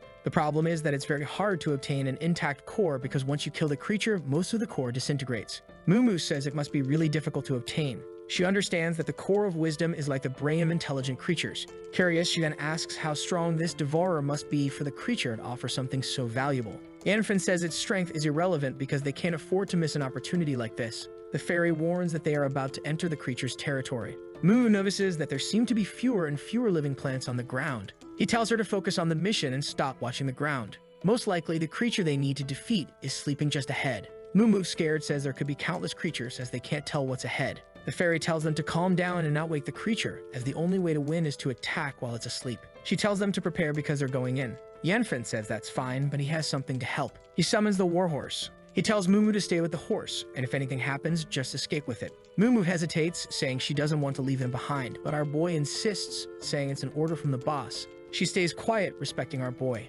Yanfen then approaches the massive hole. The fairy explains that in the last fight with the creature, she weakened its jaw, so that might be a good spot to aim for. He says he understands, and with that, the two leap down. I thought it was a cave, but it turns out they fell into water, and beneath them, there's another huge hole. The fairy tells him to get ready because she can sense the creature's presence. At that moment, a tier 5 hairy crab appears. Yanfen notices that the creature is gigantic, much larger than normal. He's about to strike, but the fairy tells him to calm down. The creature's eyes are open because of its high alert level, but it's still asleep. Moreover, a poorly planned attack would only wake the creature up. She tells him to follow her and says that if they break its armor with the first attack, they might have a chance. She sneaks up from behind and points out its weak spot. In the last fight with this creature, it was also level 5, but she ended up being defeated, falling to level 4 and losing her core of wisdom. But today was the chance for revenge, and all he needed to do was strike the creature's weak spot accurately. At that moment, a bunch of branches rise up around the beast. The fairy transforms, telling them to finish it quickly as she launches an attack at the crab. Our boy charges forward, saying this is the perfect opportunity. But then he sees the creature open its eyes, seeming to wake up. However, even so, one of the attacks hits perfectly. At least his blade manages to penetrate. Our boy tells the tree to keep pushing, and the tree says it's already using everything it has. Above, Mumu anxiously wonders what's happening. She sees a strange black figure moving and prays that Yanfen returns safely. The creature starts thrashing about. Our boy realizes there's no way to stop this monster. The creature locks eyes with him. The tree tells him to flee before he dies. But at that very moment, the crab goes in for a hug. However, the crafty boy had set a trap and leaps at the last second, dodging the attack and retrieving his sword. The problem is, the creature breaks his sword. It grabs his leg, and now the fool is being pulled in. He activates his ice power once again, saying it's his only option. The attack hits the creature's mouth just as it was about to eat him. The tree tells him to retreat. If he gets swallowed, there will be no way to survive. But it seems our boy has become part of the feast. The tree panics, screams for the human. Realizing that once inside the creature's armored stomach, there's no escape, the tree starts to fear for its own life. The crab leaps for the terrified tree, but right then, a laser shoots out from its head. Now the crab is going to bleed. The tree, shocked, wonders if this is the human's doing and questions how he's still alive. Meanwhile, our boy, excited, says the plan was a success. It seems like today he'll bring some food home, as that bastard is quite tasty. The tree asks if he's really okay, as she saw with her own eyes that he was swallowed. He explains that it never actually happened. Since he has high mastery in forging abilities and ice control, he can create a clone of himself that can't move. When the crab grabbed his leg, he hid and let the clone be swallowed. But then he hears another noise. It turns out the creature isn't dead yet. The tree says it's time to stop chatting and finish this once and for all. Our boy prepares 3 more ice attacks, saying that's all he has left, but it will be enough. The tree is impressed with how much energy the boy has. And now it's finally over. It's impossible for the crab to survive. Up above, Mumu stands still like a fool. The horse wants to jump into the river, but she says it'll be useless. It's better to wait for the boss. Suddenly, the river's water rises. The giant crab's body comes flying through the sky. The biology queen quickly recognizes it as a hairy crab. The crazy girl thought she was going to fight it, but then she noticed it landed dead in front of her. Our boy emerges from the water exhausted. She asks if he's okay. Yanfen sits down, saying his clothes are wet and cold, but he survived. At that moment, she asks if he'd like to wear her clothes. Our embarrassed boy asks if she really thinks that's appropriate, especially since it's a dress. He tells her to stop being silly and hurry up, as they have more things to gather. The fairy then appears, telling them to follow her because the core she promised isn't far away. They return to the original tree. The tree trunk congratulates him, saying it's finally an honor to meet him. Our boy isn't much for small talk and immediately asks where the core of wisdom is. Mumu is impressed by this tree, which is not only much larger than the tree king, but also seems to have infinite life. A fairy emerges from the tree and tells them that this is the core of wisdom she promised. Mumu is eager to analyze it and discover what's inside. The fairy beside her is excited as well. Our boy puts the item in his pocket, and the other fairy is shocked. The tree king tells him to show some respect. Such an item, a core, can't just be kept in a pocket. However, our boy explains that it's stored in a much deeper place. Strangely, both fairies blush. What an odd reaction. Our boy has to give each of them a little flick on the head to stop the jokes. As they're about to leave, the tree tells him to wait, saying there's another deal to be made. Our boy asks what it is this time. The fairy then shows a golden item in her hand. The tree explains that it obtained that by killing a human who traded with the vendor in this place. Immediately, our boy recognizes it as a tier 5 potion. Obviously interested, he asks what the tree wants. She responds that she has a feeling the boy will become very strong. She knows that he will likely become the king of this place. That's why what she really wants is his blessing. Our boy realizes that this tree has great foresight. The tree seems to be admiring him, but in reality, she has her eye on that sacred ring of his. It looks like he hands over an item, which seems to be what she asked for, though it's unclear what it is. The tree then tells him that now that he has the core, they can communicate over any distance. Our boy realizes this is basically her saying he's being watched at all times. It's right then that he receives a message on the loudspeaker, asking if he can hear. It's his sister's voice, and he asks what's wrong. She tells him that the Sky Wheel members have come for revenge, and they are under attack. He hears an explosion and someone shouting that they're going to kill everyone there. Our boy tries to send a message, but he doesn't get a response. He immediately says that bastard Choeo is going to die. Mumu says she knows they need to leave quickly, but she asks how they're going to win, considering their enemies seem to have several masters. He remembers the item he just received from the tree. He knows that consuming it to evolve is extremely painful, and many people die from using it. However, it's the only option he has, especially since last time he almost lost to that guy. The poor boy begins to scream in pain, telling himself that this revenge from his past life must finally come to an end. Mumu cries out for him, but he tells her not to come closer, and there he stays, evolving like in Dragon Ball Z. The pain is the greatest he's ever felt in his life. Now he understands why so many die from using it. Man, the poor guy falls to his knees. Mumu asks what's happening, but Yanfen knows that those who survive this evolution become the strongest in the world. He starts to rise, saying he needs to survive this. And the artist thinks I'm not noticing, but with each panel, Mumu is looking more grown up. At that moment, she shouts, warning that a legion of zombies is heading their way. She tells her tree spirit to get ready, as they'll need to defend Yanfen. And she rushes in, kicking a creature, with her companion helping to kill the other zombies. The tree spirit is just watching it all. She says she's only worried about Yanfen's safety. What happens to Mumu isn't her problem. And at that moment, a tier 3 zombie attacks her. She turns her arm to defend herself because the creature was too fast. But suddenly, our boy, now powered up, comes in and delivers a kick straight to its chest. Wow, the kick was so precise that the crystal popped out of its head. Our boy says that tier 3 creatures are now easy for him. He's going to deal with this quickly so they can return to the base. He unleashes a golden barrage, piercing through several zombies. Wow, the boy is OP now. Mumu is even a bit embarrassed seeing how much our boy has changed. He immediately returns, saying they need to hurry back to the base. Now with a smile, he says that with him at tier 5, they no longer need to fear those guys. Meanwhile, back at the base, it's chaos. Man, these girls are taking a beating, for crying out loud. Ray of You tells the medic to run because she can heal herself. But the medic says that's the problem. If she encounters someone, she won't be able to fight back. Poor dad has already lost an arm. Man, this fight is intense. Worst of all, Shoeo has already captured Kingsuer. He says that anyone who disobeys him will watch her die. Poor Yanlei can't do anything. Suddenly, a barrage of blue light comes. But Xiaovao tells them to forget it. He's no longer at rank 3. He fires a purple explosion in response. Man, it's poor dad who takes the full impact of the blast. Xiaoao says he reached level 4 thanks to a gift from their god. He then turns to Kingsuer, asking where her dear brother is, warning that soon everyone here will be dead. She tells everyone to help find her brother, as they desperately need his help. The problem is her friends aren't in great shape either. Man, they're actually all getting wiped out, moving on to the next life. As always in the apocalypse, these guys can't resist going crazy when they see a woman. Xiaoao is celebrating, saying that following their god was indeed the best decision. Today, Scarlet Rose would finally die at his hands. The muscular guy, seeing Xiaoyan on the ground, says that it's finally time to have some fun. Yu, in pain, says she wants to kill that bastard, but she's dying from the pain.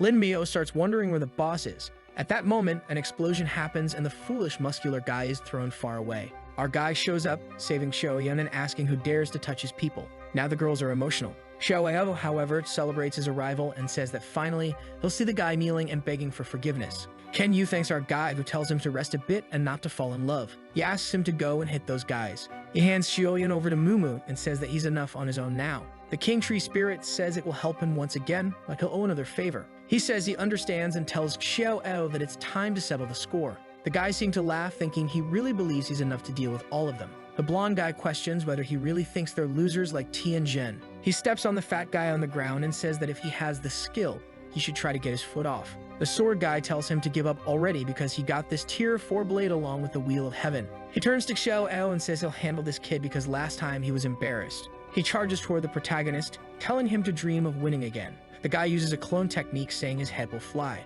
Yu is impressed that this guy is much faster than her father. However, to Yangfen 2.0 is too slow. The guy asks what he means by that. And with a movement of his arm, our guy blocks the guy's blade. The guy is devastated, wondering how that's even possible, especially since he can't even see his own attack clearly. Our guy just redirects the blade's path. He then asks if the guy knows what his weakness is. He throws a punch, saying he's way too slow. Man, he hits him square in the belly. Wow, an explosion forms on his back. The poor guy turned into a firework man. The guy falls, devastated, realizing he never had a chance to win. Meanwhile, the rest of the group can't believe this is the same Yangfen as always. A more mature Momo thinks they haven't even seen Yangfen's true power yet. Meanwhile, the little tree is curious to know what the boy's limit is. He then faces the rest of the Wheel of Heaven members. Like a Grim Reaper, he asks who's next. The blonde guy already knows that if the sword guy didn't stand a chance, he's also going to die without doing anything. His goal now is to find a way to disappear from this place. After all, he's not interested in dying for this organization. However, Shou turns and tells him to fight the boy. He explains that he and the guy who just died were of similar strength, so he doesn't stand a chance either. But Shou says that if he takes one more step back, Lord Lingyan's curse will activate. Orc Shou himself will give him a terrible death. The poor guy remembers the Lord. In between fighting Yangfen or being tortured to death, he prefers to engage in combat. He unleashes a purple attack called Sound Pillar. Our guy says that Shou is once again trying to kill his entire group. In the end, he's a boss that never changes. However, Shou replies that dying this way is an honor for them. At that moment, the blonde guy triggers the Sound Pillar explosion, warning that no zombie has ever survived it. However, Yangfen doesn't seem too worried. The attack passes right over him. And once again, the group stands there looking like fools, calling for their boss. The blonde guy celebrates, saying that no matter how fast the kid is, it won't do any good if he's evaporated like that. But when the smoke clears, our guy is unharmed. He says the attack is strong, sure, as it kicks up a lot of dust. The blonde guy is confused, wondering how the bastard is still standing and talking. Our guy just says that compared to a harried crab, that attack was pretty weak. Now things get complicated for the blonde guy because that was indeed his strongest attack, and there's not much left he can do. He glances back and sees Liu Chun passed out. His only chance is to take that guy hostage. He approaches and warns that if our guy takes another step, that fat guy will die. But our guy activates a power in his finger and asks if he's really that eager to die. The blonde guy prepares a spell and says that if anyone does anything else, he's going to blow this guy up. Yu's father shouts in fear of Liu dying. But at that moment, two giant ice pillars hit the blonde guy in the chest. The poor guy is completely pierced, and the pressure throws him backward. He falls to the ground like an idiot. Yu's father, all battered, goes to the fat guy. And our guy tells Shou that now that he has no more subordinates, it's his turn. Shou, excited, says that the boy has indeed grown much stronger in a few days, but he shouldn't be underestimated. However, Yangfen says he's more eager to eat crab than to fight, but Shou reaches into his pocket and pulls something out. He says that the kid is going to pay for what he did now. Since defeating Yangfen wasn't going to be easy, he was going to use this treasure that cost him a lot of money, that catches Yu's father's attention. It was a malicious power potion that exchanged lifespan for more strength. Yanlei tells our guy to do something, but he responds that he'll let the guy drink that potion and die on his own. He knows that this potion takes you to the top of the rank you're already at, so even if he drinks it, he still won't stand a chance. Confident, Shou drinks it. In an instant, one of his eyes lights up red, and he says he's finally feeling the power coming. Our guy knows he can kill him, but what he really wants is to capture this guy. Then he remembers something that happened in the fight against the hairy crab. When he killed it, a strange golden light started coming out of the body. He approached, wondering what it was. He imagined it might be a crystallized core, but normally, they don't have that shape. As soon as he touched it, a lot of energy seemed to be absorbed. Obviously, he decided to store it in the ring because it seemed valuable. Back in the present, he thinks it might be a good idea. He extends his fist with the ring. And in the same second, Shou is already in front of him. As soon as he grabs Shou's fist, most of his power seems to disappear. The energy continues to be absorbed, and Shou wonders what is happening. Our guy tells him to just give up on that power and transfer everything to him. Shou screams in desperation, saying he can't let things end this way. But the black hole core begins absorbing everything. The poor guy falls to the ground, exhausted. Yangfen understands what that pearl is. A core that condensed the ability the crab possessed, but in the form of an item. Shou asks what he did since his powers have disappeared. Our guy shows the energy he stole and says that from now on it's his. Desperate, Shou asks for it back. But our guy says he's going to take revenge for the past life and take everything valuable from him. Of course, Shou has no idea what this past life talk is about. But Yangfen isn't going to chat much, and delivers a fiery punch right to him. The poor guy is surrounded by a barrage of attacks. Man, we fast forward 2 days later. Lin Miao is still working tirelessly to heal everyone. Du Yu's father is still talking about eating that hairy crab. Looks like that thing is never going to get done. Lin Miao then comments that she wishes she were stronger so she'd stop holding the boss back. Our guy comes swaggering in, asking who's badmouthing him. Right behind him, the girls come carrying something huge. Of course, it's the crab. Everyone gets excited because, as a monster item, it restores even more power. Already enjoying it, they say they never imagined eating something so good during the apocalypse. Yu tells our guy that thanks to him, everyone is smiling. But the guy is in a bad mood and says none of this matters. Since there will be more mutated creatures, there will be more food shortages, and the monsters will only get stronger. But Yu says he has already ensured the safety of the 2 bases and should relax a bit. She's eager for the day they can finally get rid of this apocalypse. He then says that maybe, with everything that's happened, things will indeed get easier. Mumu then grabs everyone's attention and says she has the results from the day she went out with Yangfen. They were special potions, one for each person, that she and the boss had prepared. Each potion was suitable for the one who needed it. You and the level 2 people got a 3rd stage potion. Kaja-1, the pink-haired sister, is sad because she wants to protect her sister, but now she's stronger than the poor thing. Mumu then explains that normally a potion requires various tests, but they don't have time or resources for that, which means she's not sure what will happen when they drink it. But excited, Shoyan says they've been through so much, so she won't be afraid of it. However, our guy says that anyone who's scared doesn't need to consume it since they'll find more normal potions in the future. The cowardly trash who are afraid of dying obviously say right away that they won't consume it then. Our guy tells his group that if anyone doesn't want to drink it, they can say so. The fat guy says he doesn't care much about this advancement thing, looks like he enjoys getting beaten up the weirdo. Our guy then says that whoever isn't going to drink the potion should leave the room. The 3 cowardly trash run away immediately. You ask why he's letting them go when they need more power. However, our guy, being a good leader, says that he doesn't want to force anyone to become stronger or suffer. He tells everyone to drink except the medic, because if anyone feels sick, she'll be there to take care of them. But I think the artist forgot who the medic is because he had her drink it too. Outside, the useless ones are wondering what all the screaming is about. Looks like everyone is already drinking. The rabbit-toothed guy asks if they're being seen as deserters now. The fat guy says he believes they only have 1 life, but there's always a chance to get stronger, says the scaredy cat. Meanwhile, at the Scarlet Rose gate, the bald guy is startled. He points his chest heater and warns that if the guy takes another step, they'll attack. But the Joneser-looking character says if they want, they can shoot now as he's here to relieve his anger. The idiots fire immediately. But in the same second, the guy vanishes right in front of them. They have no idea the bastard is already behind them. He smacks the bald guy on the head and kicks the other one beside him. Punches a wall right then, telling Yangfen to get out of this base. The whole place is shaking and they wonder what's going on. Our guy says it looks like someone's arriving and tells everyone to rest. With him being number 5, the others will just get in the way during the fight. He then turns and tells everyone that there's a gift for them under the table. The father looks and sees a box. Inside, there are a bunch of green necklaces. These were items that also had an inventory inside, and the medic says there's something there. Meanwhile, the guy who invaded is walking through the corridors, wanting to know where the bastard who killed his nephew is. He decides that if the kid doesn't show up, he'll bring down this whole base. But then someone tells Yangshin to stop. It's our guy who arrived with 2 fools who apparently want to die. The guy turns and says if they know his name, they know why he's here. He stretches out his hand and says that Lord Lingyan invites him to the Wheel Heaven base. Actually, the guy throws a card into the air and our guy asks what that's for. Dangshin explains that it's an item that protects his life. And now that he's loaded with treasures, there are tons of people from Dichuan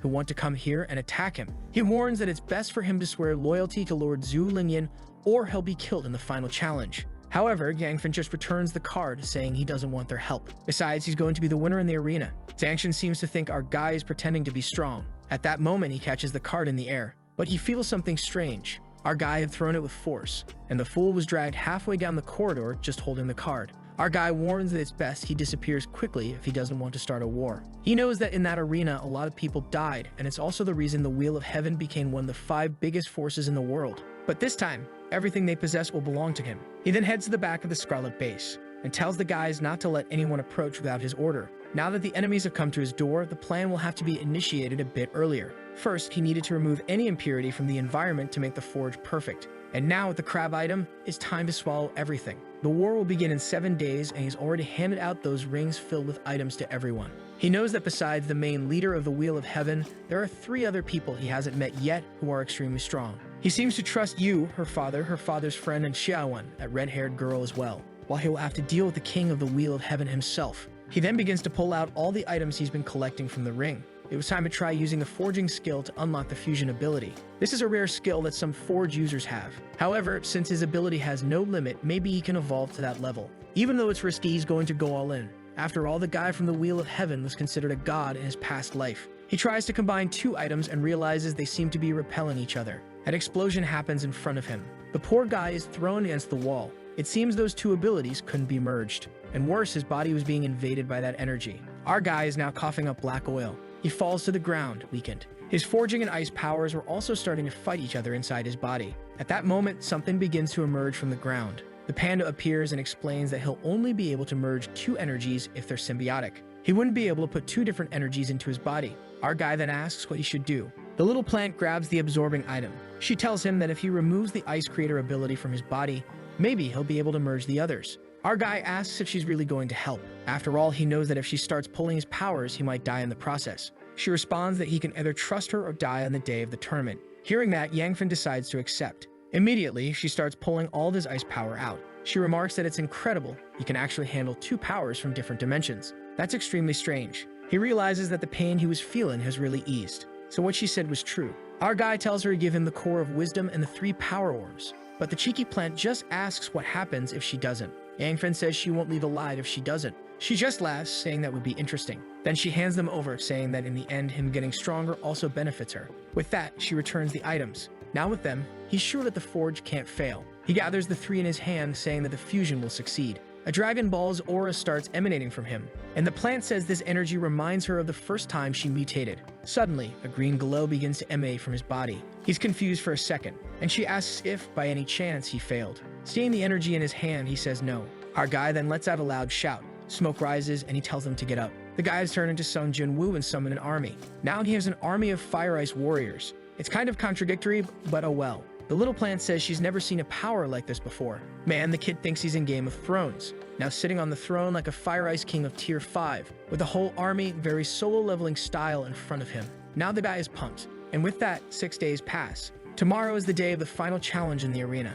A bunch of zombies are running. The Dan Chen Yu is walking through the city, attracting everything around. Everyone is excited, thinking they'll get to kill a bunch of level 2 and 3 creatures. He tells them to stop being so excited and start killing the creatures. The poor guy is about to take a hit from behind. His power to force the creatures to obey seems to be failing, but a bolt of lightning strikes the zombie. Yanlei appears now at tier 4 at the peak of the Soul Lightning King, and Chen Yu tells him to stop introducing himself and just kill the creatures already. Yu's little robot had also reached tier 4, and she was already at the pinnacle of mechanics, telling them to gather those cores quickly so they could send them to the boss. Her father was just fuming that his daughter only ever thinks about that damn guy, when suddenly, the whole ground starts shaking. Ken Yu, worried, asks what's happening. Man, Muba's teenager had turned into a giant. She apologizes, saying that Xiao Huai got a little stronger than she expected. Everyone thinks she looks more like a boss than the actual bosses. And Xiaowen tells everyone to hurry up and gather the crystals because their success depends on it. Everyone seems super motivated. Sometime later, in the secret part of the underground base, our girl explains that in this challenge, he can only take 4 people with him. Mumu, confused, asks why. After all, everyone's been getting stronger, and with fewer people, they're at greater risk. Yu agrees, saying that if they're separated, the risk of ambush increases. But Yangfen explains that in this final challenge, the more people they take, the more will die. It's better to take only those who can handle themselves. Yu says she doesn't remember anything like this happening in the past life. Everyone speculates why this is happening. Our girl just says that this challenge is special, and for those staying at the base, there's an extremely important task. He says his sister wants to organize the base, and she responds that she's not afraid of the challenge and wants to go with him. She's grown enough and doesn't need his protection anymore. She's afraid of waking up one day and not having him by her side anymore. But our guy says she doesn't understand that the mission they have is extremely important. They'll need to find a place to open their new base. King Shuer asks why she has to be part of this mission. Our girl explains that this base needs to be set up near where their relatives are. That's when she realizes she's the only person besides our guy who has a chance of recognizing them. Yangfen explains that he knows of a region right in the middle of where many merchants appear. Everyone gets excited, saying that a place like that seems like the best choice. At that moment, the guys from the old Scarlet Rose ask what the new base will be called. Yangfen says the base will be called Xinghu, and it will guide them to survive in this post-apocalyptic world. The cannon fodder is all impressed. They never imagined the idea of rebuilding a new world. And the girls are all emotional, saying he truly is the new hope for this world. He then explains that Mumu and Xiaoyan will be the 2 responsible for building the base. Xiaoyan stands up a bit embarrassed, clearly wanting to participate in the fight and dedicate her life to her master. However, our guide just hands the map to Mumu. She asks if he's sure they can handle this, knowing that if he gave them the map, it shows they're not fit to fight in the arena. Our guy says he's not sure if they'll succeed, but he knows they're the ones he can count on. Xiaoyan had great leadership skills, and Mumu had her creature help and was also very smart. Both of them feel a little bashful after being praised by the boss and don't have the courage to go against what he said. So they agree, saying they will build a new Xinghu base. Our guy then calls Yanlei, Yanju, Xiaoyan, and Mr. Mu. These 4 would go to the challenge with him, while the rest would help with the new base. With that, the planning meeting was over. 8 hours before the big challenge begins, Xiaoyan is holding the map where our guide marked the location for the new base, and Mumu reminds them that they should never give up on each other. Meanwhile, On top of a tower, our guy is watching them leave, thinking that from now on, everything depends on them. The place he chose for the base is where the Wheel of Heaven will want to build theirs, but in 10 years. But that doesn't matter since they're about to disappear from this world. It was time for them to begin as well. The team is excited, saying they can't wait to teach those bastards a lesson. Our guy warns that the first step is to put them in the shadows. With a stomp on the ground, energy spreads in 4 directions, and suddenly his solo leveling army begins to rise. Of course, no one has any idea what's going on. Everyone wonders how he's creating these shadow creatures. It looks like the artist who just went all in since they were supposed to be ice creatures, but now they've turned into shadow ones. He comments on how these creatures are immortal, and Shioyan asks if they risk dying in this challenge. He says it's possible and mentions that he knows some creatures will appear out of nowhere during this challenge. Also, people are selected for a life or death fight. They could face off against the Wheel of Dreams or even against him. You've asked if there's any way to avoid them fighting each other. Our girl says that's where the shadows come in. Since he would connect one of these shadows with each person, everyone would be identified as part of him. He knows this because in his past life, someone used a similar strategy. The problem is he's not entirely sure it'll work, but at least they'll calm everyone down. Yenlei says the creature isn't as good as he is, so he'll keep it hidden. And Yu says she'll save it for when she needs a shield in a critical moment. Shoyan sees hers as a knight and immediately understands that it's because she's not a combatant. Now everyone is ready. Our guy jumps over the railing. He lands on the ground and says that from now on, he'll explain the people they need to keep an eye on in that base. They are known as the 4 Saints, and the main goal is for none of them to die in the end. The group agrees. The scene shifts to the center of the first ring in Juan City. The rare challenge vendor is standing there. Our guy's group approaches with all the swag, and our guy says that now everything's about to begin. They approach the peak of the mountain. Yenlei says it's strange that the Wheel of Heaven people haven't arrived yet, when suddenly a strange energy passes through. Everyone feels pressure on their bodies and wonders who's arriving. Our guy stands firm. He says it's the ability of a girl named Shenmin, which he warned them about. It's a tier 5 power. The girl approaches, warning that no one can raise their head in front of the king, and the entire team from that base appears before them. A bunch of nobodies with names I'm not going to bother reading one by one. The white-haired guy is Zhu Lingyan, the king of their base. Finally, the gravity fades. The girl says that since the king doesn't want them to disappear, she'll cancel the power. Our guy's group realizes they're being disrespected and that these people are much stronger than they imagined.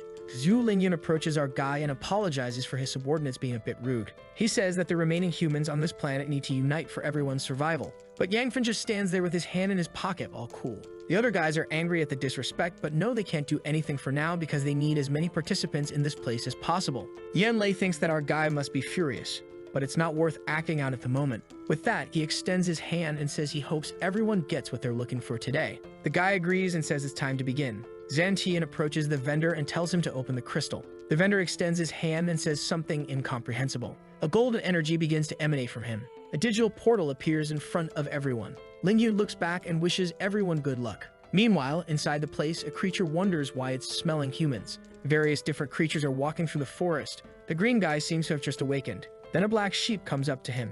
The guy slaps it. Whoa, he pulls out its heart, wondering if it's human. An energy then crashes into the middle of the forest. The portal starts to appear, and in front of it, it's already full of creatures waiting. Or rather, the creatures are entering it. I thought our guys were going there. The green guy is looking at it, wondering if crossing it could turn him into a human. That same portal appears in another place. It's said to be the path for devouring creatures, but they were just food for them. And there is our guy, also standing in front of the portal. The energy coming from this so-called final challenge arena was much greater than he expected. But obviously, he's not going to give up now that he's come this far. The ground begins to tremble and a flaming window appears, welcoming him to the nightmare battle. He'll be transported to 3 realms and given 3 missions with rewards. Each challenge would be graded and the person with the highest score would receive the greatest reward. Additionally, whoever ranks at the top will receive the love of God and uncover the truth of this world. Yangfen already suspects that it's because of this love of the gods that the Wheel of Heaven base evolved so much afterward. Suddenly, he teleports and appears in the army. He says there are 2 entrances to this place and 7 people participating,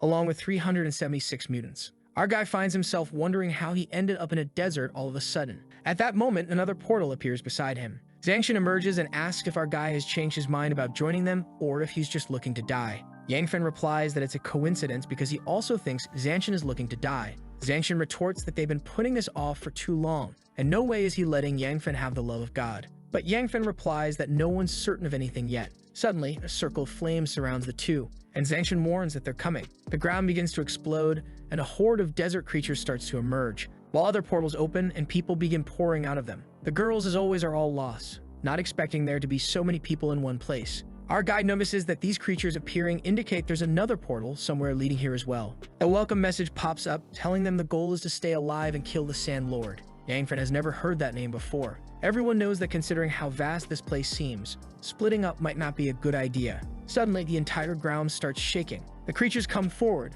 but they seem a bit sluggish, moving at 2 miles per hour. Zanshin tells all the humans to group up as the priority for now is survival. Everyone agrees, saying splitting up would be the worst thing to do right now. But suddenly, the ground starts shifting. A giant mouth emerges behind the first fools. A bald guy jumps and manages to escape. But the girl who's about to get bitten begs for help, saying she'll do whatever he wants. The bald guy, of course, just calmly watches. She keeps pleading for help, but he turns away and just says goodbye. And with that, she's devoured. The snake keeps gliding through the desert. It seems that's the Sand Lord with extremely unpredictable attacks. The fact that it disappeared right after killing someone suggests it might have some kind of cooldown time. The bald guy feels sad for letting the girl die, but he knows that if the situation were reversed, she wouldn't have helped either. Our guy just observes that the girls who entered there are in deep trouble. In this place, being beautiful won't help at all, and soon enough, they'll be dead too. At that moment, a window appears in front of him. It says he has 3 points in total and tells him to keep up the good work. He begins to deduce that the stronger the creature, the more points it gives.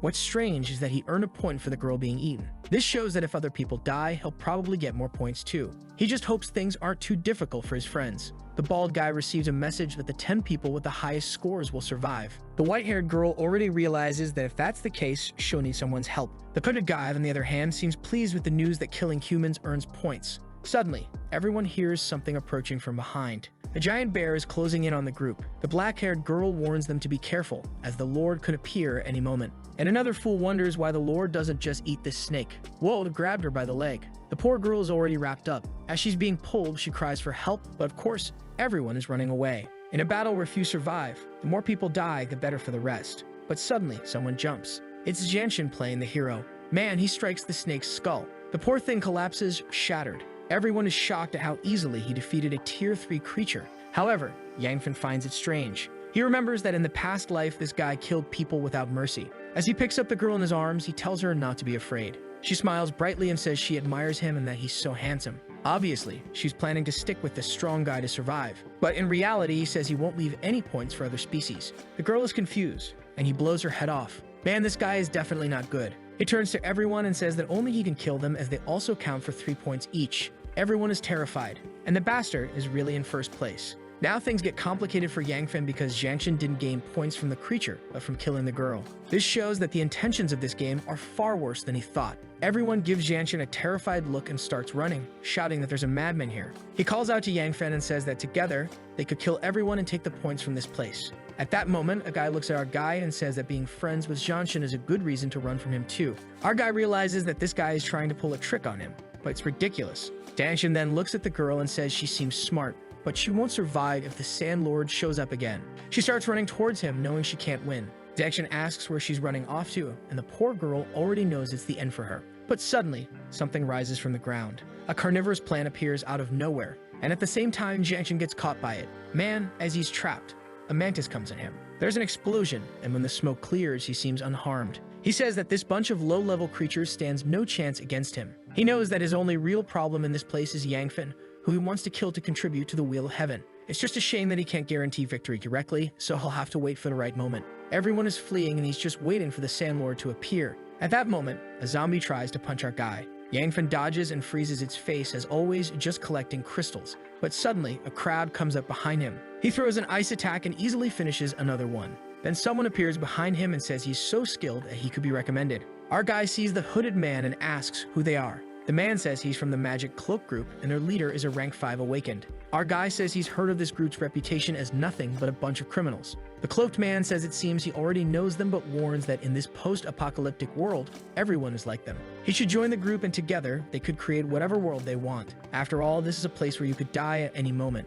Why not live life to the fullest and indulge in all desires? Our guy politely declines the offer and says that no matter the times, harming others is always a filthy act. Grinding his teeth, the man says this morality will lead him to his death. He jumps at Yangfen, saying that he'll become an obstacle to the leader, so they'll die together. The man throws himself at our guy, full of bombs strapped to his sides. Our guy says that if he's going to show off what he's got on his body, at least be a woman. But the man isn't joking. He gets closer and says it's the end for both of them. However, at that moment, our guy just snaps his fingers. The fool was charging straight at him when an ice block started forming beside him. The fool gets trapped in an igloo.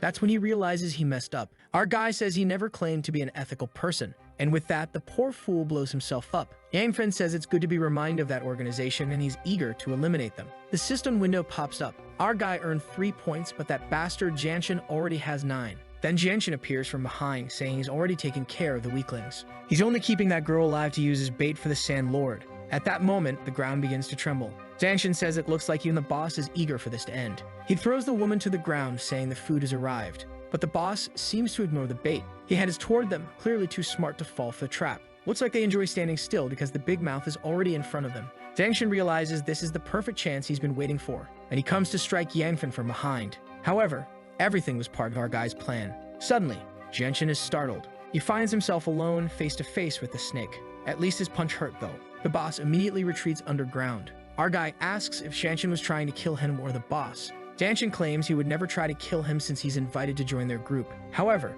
Yangfen approaches, but just then the boss starts advancing again. Our guy says that since Janshin punched it, he's now the target, so he better get ready. Janshin keeps a straight face, saying that once they defeat the creature together, they'll be able to leave. But obviously, he has no intention of letting Yangfen live. The monster opens its jaws but doesn't eat the girl. With tears in her eyes, the poor thing begs not to be killed. Janshin says that when the creature bites, they'll jump in and deliver a full-force attack. The girl gets swallowed up. Man, Yangfen's being ruthless too. He didn't even help her. And so she's devoured. As soon as she dies, he unleashes a barrage of ice. Janshin comes from behind, saying Yangfen will now pay with his life. Our guy pretends to be surprised, and an explosion rocks the entire desert. Janshin, thrilled, says he's finally killed that idiot, but then he realizes he hit a shield. Even stranger, behind him there's a mysterious black figure. Man, that figure stabs him. Yangfen is just off to the side, watching. He says he knew from the start that Janshin never planned to join forces. Strangely, Janshin acts like he's in grade school, asking how Yangfen knew. Yangfen replies that at his level, he can sense people's killing intent.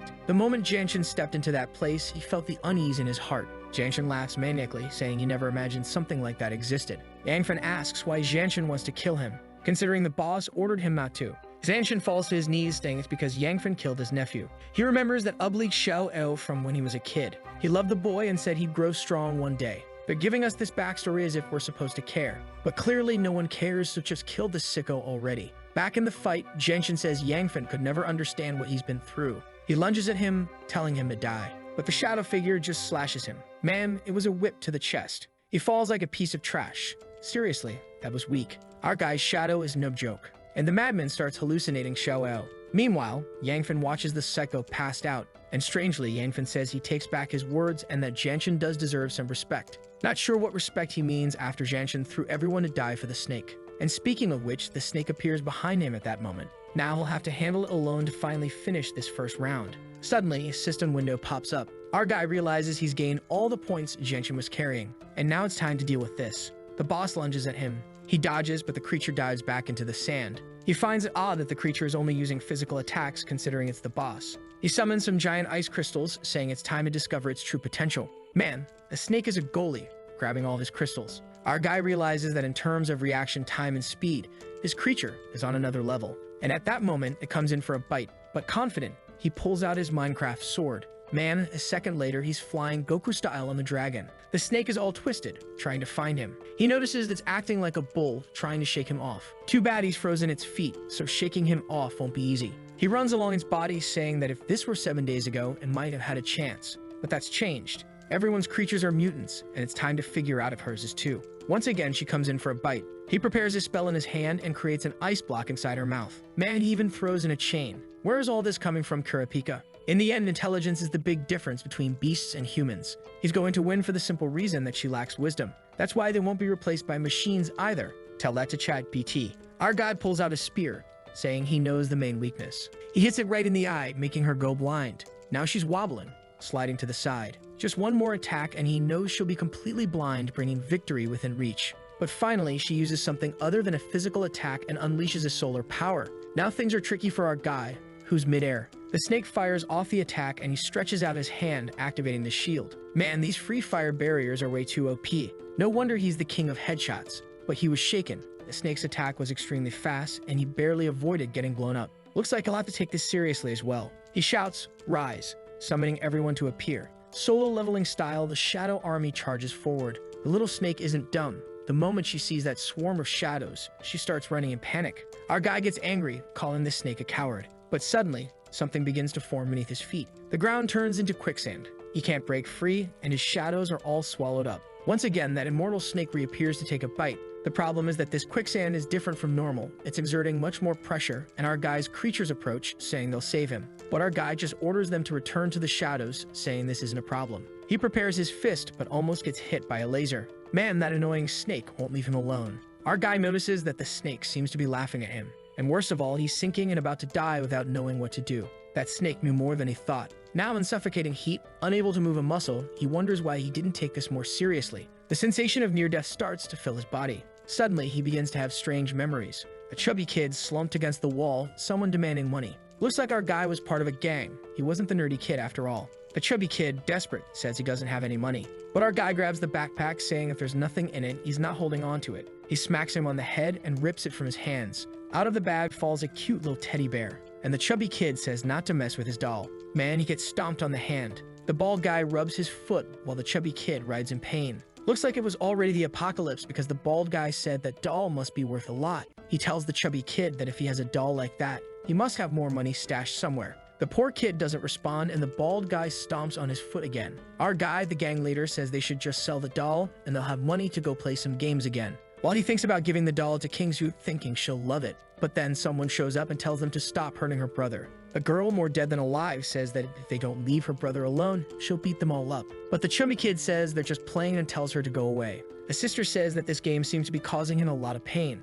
The poor guy gets stomped on again and says it's hilarious. The bald guy agrees, saying they're going to have a lot of fun. I don't know what's going through our guy's mind as he just stands there saying nothing. And the desperate sister tells them to stop hurting her brother. Then she trips over a rock. Man, off she goes, Paralympic style. Well, this fall's going to be bad. Yep, I think she's dead. Her brother, desperate, pulls a flash move and sees her falling. The bald guy says the girl is stupid for diving into the water with crutches. Our guy was about to tell them to call the adults to save her. But the bald guy slaps him, saying if they do that, they'll get in trouble. With that, they all run off, saying she jumped in on her own, so it's not their problem. Meanwhile, the chubby kid is on the shore, calling out for Ayen. Our guy approaches and tells him to find someone to help. But he says it's too late. By the time anyone comes, she'll already be dead. And there goes another diver. Our guy just watches, wondering what kind of crazy brother this is. The girl is calmly floating there. Her brother approaches, saying he's going to save her. He pulls her in, seems like she's a professional swimmer. Definitely Paralympics material. The brother tells her not to worry. He'll take her back home. But then her leg gets caught in the weeds.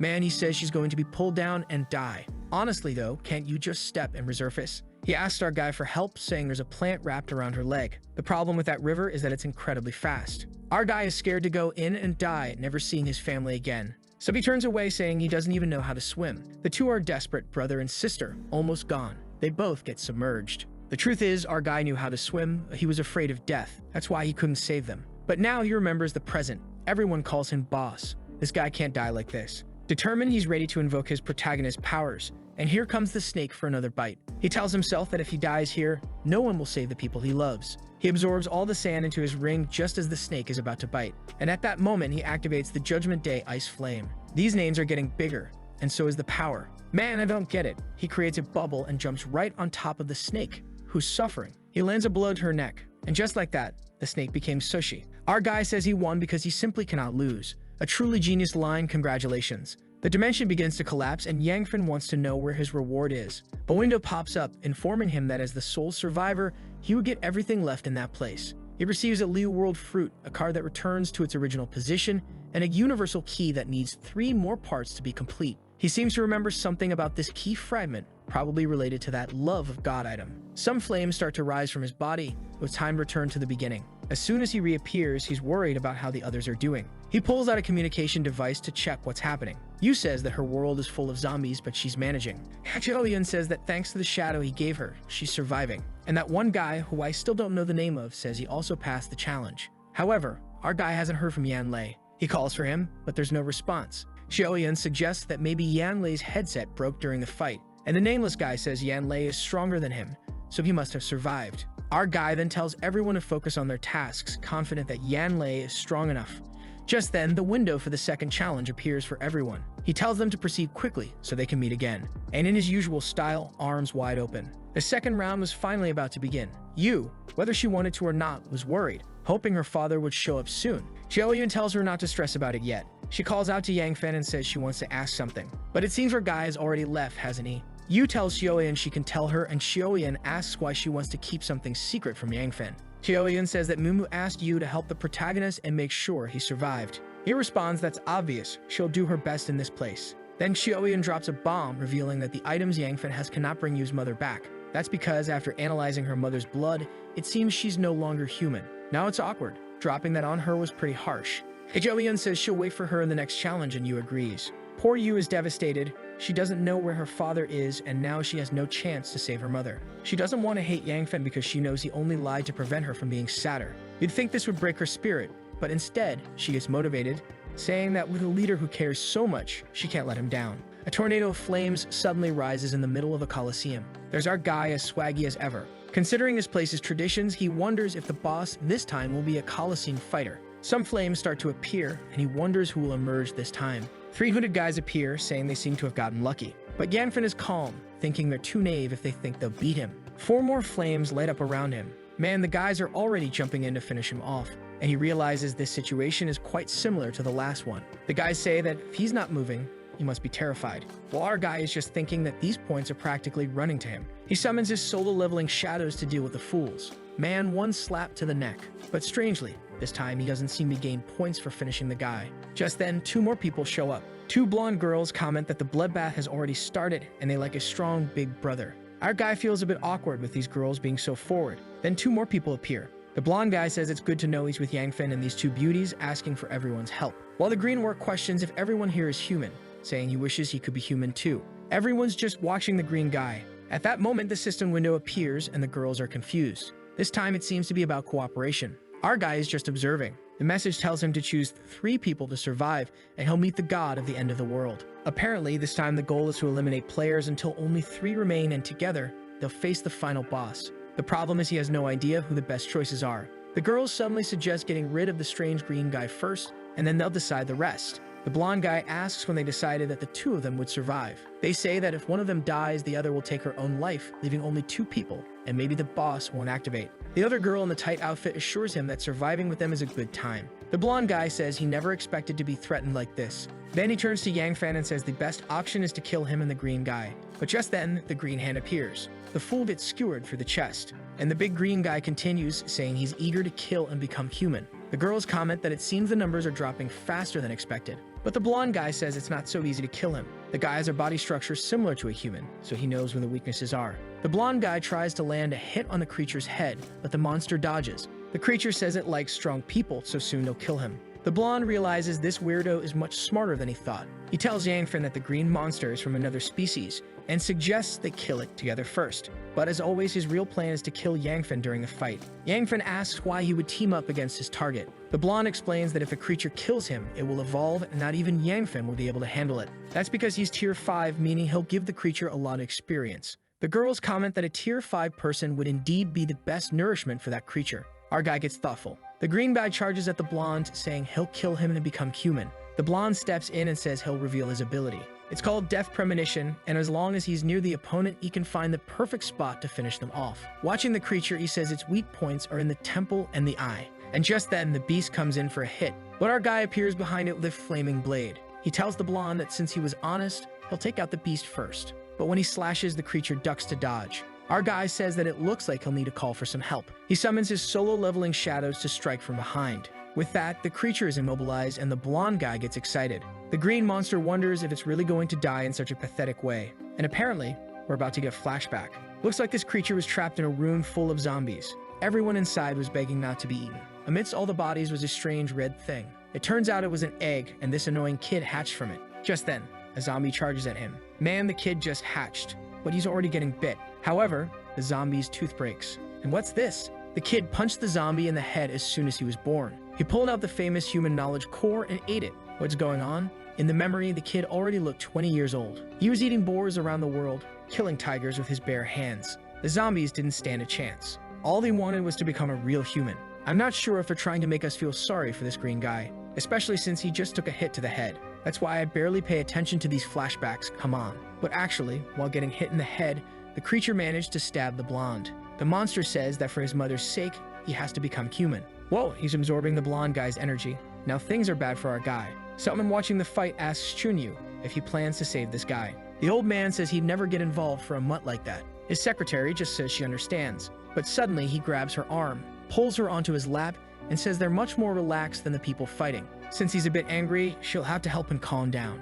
Strangely, she says she's the old man's man. Seems like there's more to this girl than meets the eye. Meanwhile, the green guy keeps advancing, saying he's about to become human. To him, as long as he continues absorbing, he'll soon reunite with his mother. Our guy, seeing that the creature can now form more complex sentences, realizes that the monster has truly evolved. He calls in his whole army. Unfortunately, he'll have to protect the girls too. Because if the creature keeps absorbing more people, things will only get worse. He creates an army around the two girls who comment that even if they tried, it would be impossible to resist someone like the creature. Without hesitation, our guy charges at the beast, saying he's going to land a hit right in the middle of its forehead. But his sword strike does nothing. Our guy's trembling all over. What's this? His blade, forged with secret abilities, broke in half. He's confused at how strong this monster is. The green guy says that apparently he's the strongest one here. So once he consumes Yangfen, he'll definitely become human. He lunges at him, demanding his brain. The monster unleashes a flurry of attacks, but our guy keeps dodging. At the same time, Shikamaru style, he sends a shadow to the side, which appears with a blade to cut the creature's arm. But the green guy just slashes the shadow. Our guy uses this moment to retreat. From a distance, he conjures up his ice barrier. He sends it forward, telling the monster to die. But what's this? The creature uses a tree ability and starts wrapping everything up. The girls start getting scared, thinking the monster will win. One of them winks with a smile and says it's good if he wins or else they'll die there. One girl asks if she's afraid of death, and the other says that as long as she's by her side, she fears nothing. What is this? They're having a cheerful moment in the middle of the arena. Let's focus on the fight, please. Meanwhile, our guy is thinking of a strategy to beat the green guy. He begins concentrating energy in his arm. He creates a bunch of ice shards infused with that ice flame and sends them at the monster. But the creature just says the same attack won't work twice. But this time, Yangfen seemed confident. The monster's roots started to fall apart. Yangfen said he found the weak point and launched a barrage at the green creature. The problem is, now the poor guy is exhausted. He knows that creatures who grow with resentment have the potential to become extremely powerful. In his past life, this type of monster required the help of several bases to be eliminated. The sword-wielding secretary said that it seemed like the battle was ending. However, the old man said it wouldn't be that easy. At that moment, something appeared behind our guy. I thought he would react, but the idiot was just lifted up. The monster asked how Yangfen dared destroy him and said he would recover by devouring him. It rushed toward him, saying it would drink all his blood. But our guy just summoned the black hole, asking if the monster had that ability. An energy shot toward the green creature. It began to be pulled, wondering what was happening. And with that, the poor thing was gone. Our guy collapsed to the ground, exhausted. That left him completely drained. He then turned to the girls and said it was time for the three of them to deal with the boss. What the hell? When he turned around, the two were dead. He found a letter on the ground where they thanked him for his protection. They wrote that they hoped he would survive, but they preferred to die together rather than be torn apart. I think the author was too lazy to kill those two, and the artist did the job. The problem now is that our guy believes there's no one left to start the challenge. But then he hears footsteps behind him. It's the old man and his armed secretary congratulating our guy and saying he truly deserves to be the new master of the Scarlet Base.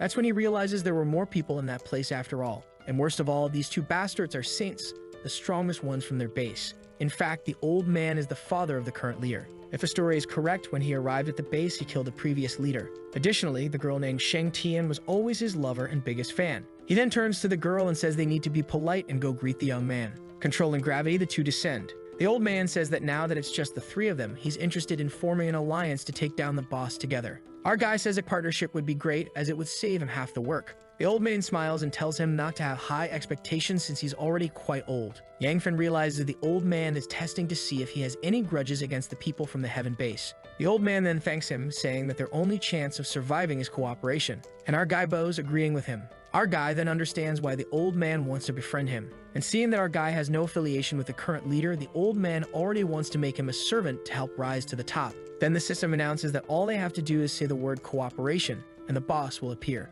The three of them say cooperation. The system congratulates them and says they are now entering the next level. A storm brews in the skies. A lightning bolt strikes the Colosseum, hitting the poor girls who had taken their own lives. Everyone is confused by this. And then a black energy sphere welcomes everyone to the apocalypse. At that moment, Sheng Tian tells the old man to stay behind her. and the creature laughs, saying that the god of war would soon arrive, so they shouldn't be surprised. Yangfen seems to know something about that information, and suddenly, the monster opened its mouth. Inside were the three people our guy had fought before. The monster descended in front of everyone. Yangfen told the others nearby that those were the guys he fought in the first round. The old man and the girl understood immediately, and the monster opened its mouth, showing that the people it had just killed were inside too. With that, it fired a laser at the ground. Here comes that damned green creature again, along with the suicidal couple and the crazy blonde guy. The creature then announces that the apocalypse escape has begun, and here comes that annoying couple that did nothing but get in the way. At that moment, Sheng Tian stretches out her hand and activates a gravity shift. The creatures seem to feel the pressure, and our guy, seeing this, already knows she has at least reached Tier 5. The old man, a mind reader, says that many people from their base have already reached Tier 5. Our guy asks how they can have so many 5th order potions when it's extremely expensive to buy one. However, he realizes the old man is just boasting to try and get him to join his plan. Kan-Q then says it's a very simple secret and asks how our guy doesn't know. Yeffy asks him to explain. There's something strange he noticed, since the apocalypse happened so quickly. How is it possible that the people from that base adapted so fast? At first, he thought these people had some sort of supernatural ability or natural talent for surviving the apocalypse. But after experiencing the powers of the ring, he suspects there's something more behind it all. The old man then says that since the boy is uninformed and now part of their group, he'll share some secrets. He explains that the truth is everything originated from a ring. At that moment, our guy is shocked. The old man says that when the world fell into chaos and the government couldn't do anything, no one had anywhere to run. But just when all hope was lost, Lingyan found a ring that helped them survive. Our guy asks how everyone got stronger and if only Lingyan got this ring. He's starting to realize that he's not the only one with a ring in this world. The old man then explains that some survivors from Jikyuan City heard the voice of a god, which explained everything about killing zombies and communicating with trade posts. That's how Jichuan City managed to create many strong people who were prepared from the start. Additionally, it's a resource-rich place, which is how they developed.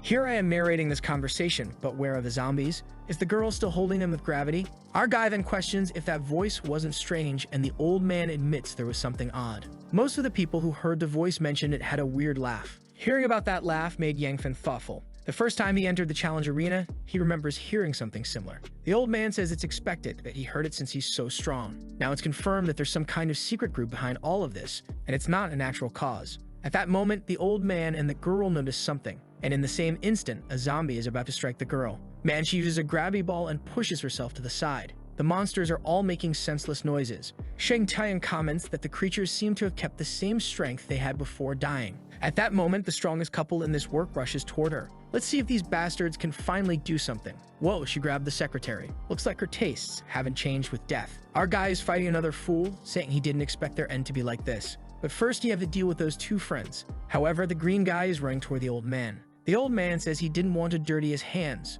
but it's a shame. He unleashes an explosion at the green guy. The guy tries to defend himself, but the poor thing is disintegrated. But at the same time, 3 more were already coming from behind. The old man's weakness is that even though his attack is strong, he can't use it repeatedly. Our guy quickly notices this, but at least he's relieved that the strongest one was dealt with. Right at that moment, the blonde girl comes in for a punch, and from the side, her friend completes the attack. But nothing that the free fire barrier can't handle. He extends his hand and turns one of them into a weapon, and cuts the poor girl in half. Now it was time to deal with the second one, who was laughing like a lunatic. Our guy was confused by this, and nearly got his hair cut off. The damned girl he had killed had reconstituted herself. He doesn't know what's going on, but cuts her in half again. Man, but even cut, the girl keeps coming. She throws a punch, and he barely dodges it. Apparently, they had a rare ability called symbiosis. In his past life, he also fought something similar, but usually people with these abilities were quite weak. He never expected to face this again, especially now. She unleashes a JoJo-style barrage, but he easily dodges it. The problem is dealing with 2 creatures that can't be killed. He pulls out the katana once more, saying maybe the secret is to cut both at the same time. If both die, they won't be able to heal. But as soon as he approaches, the blonde pushes her friend aside. He slices one's neck, but realizes these damn girls are smart. Even as zombies, they still love each other. He dodges with a pole vault and says that since they want to play it that way, he'll have to change tactics. He throws 2 giant daggers at them. At the same time, he sends the shadow. The blonde was going to push her friend, but the shadow appeared behind her and finished her off. At the same time, the other girl took a sword strike to the forehead. Once again, he says that if it had been him from 7 days ago, this would have been difficult. And now, for the first time, he's going to try to extract the energy from a person's body. He wanted to steal that symbiotic power and at least put it in his shadow creatures. He then summons 2 knights and tells them to accept the energy. The power flies toward the 2 of them, and they start glowing the purple energy. But our guy notices they seem about to die. Or rather, what he sensed wasn't supernatural power. His soldiers advanced, and now he had a couple to summon. Not only did he pull the essence of the power, but he also pulled their souls. And now they were serving him as if he were their master. Our guy just stretches out his hand and sends them underground. Now he's got incomplete solo leveling, being able to turn enemies into shadows. Meanwhile, the old man and the secretary are finishing off the remaining creatures. Shortly after, they had already taken care of everything. The old man compliments our guy, saying that his ability seems quite interesting. However, Yangfen wonders why, even with all the creatures dead, the challenge hasn't ended. The little monster appears again, laughing and saying that they haven't reached the end yet. The old man asks what kind of disaster is coming now. The boss announces that once again they will face the strongest creature they've ever encountered in their lives. Yangfen is calm because the Sand Lord won't have any advantage in this place. The problem is what those two have already faced. And worse, why'd they look so sad? Sheng Tian says that if this is happening, Yangfen will find out the truth. He just replies that they have no choice but to deal with it now. The guide just says it's coming. First up is the Lord of the Sand World. Man, there wasn't supposed to be sand, but the creature brought sand with its body, apparently. The second was a flaming Suzaku. Our guy already imagines that these two are the bosses that survived their previous round as well. The creature then says it's time for the third one. Something strange is flying toward them. The weird body explodes on the ground. It rises with a red eye, and Yangfen is shocked. It was Yanlei, the god of thunder, Yu's father. Man, our guy has just discovered that these bastards killed his friend. Sheng Tian asks the old man what they're going to do, and he says to wait and see the boy's reaction first. Yangfen just looks at them. Our guy then says he understands that in the previous arena, everyone had to kill each other, so it's not their fault they had to kill him,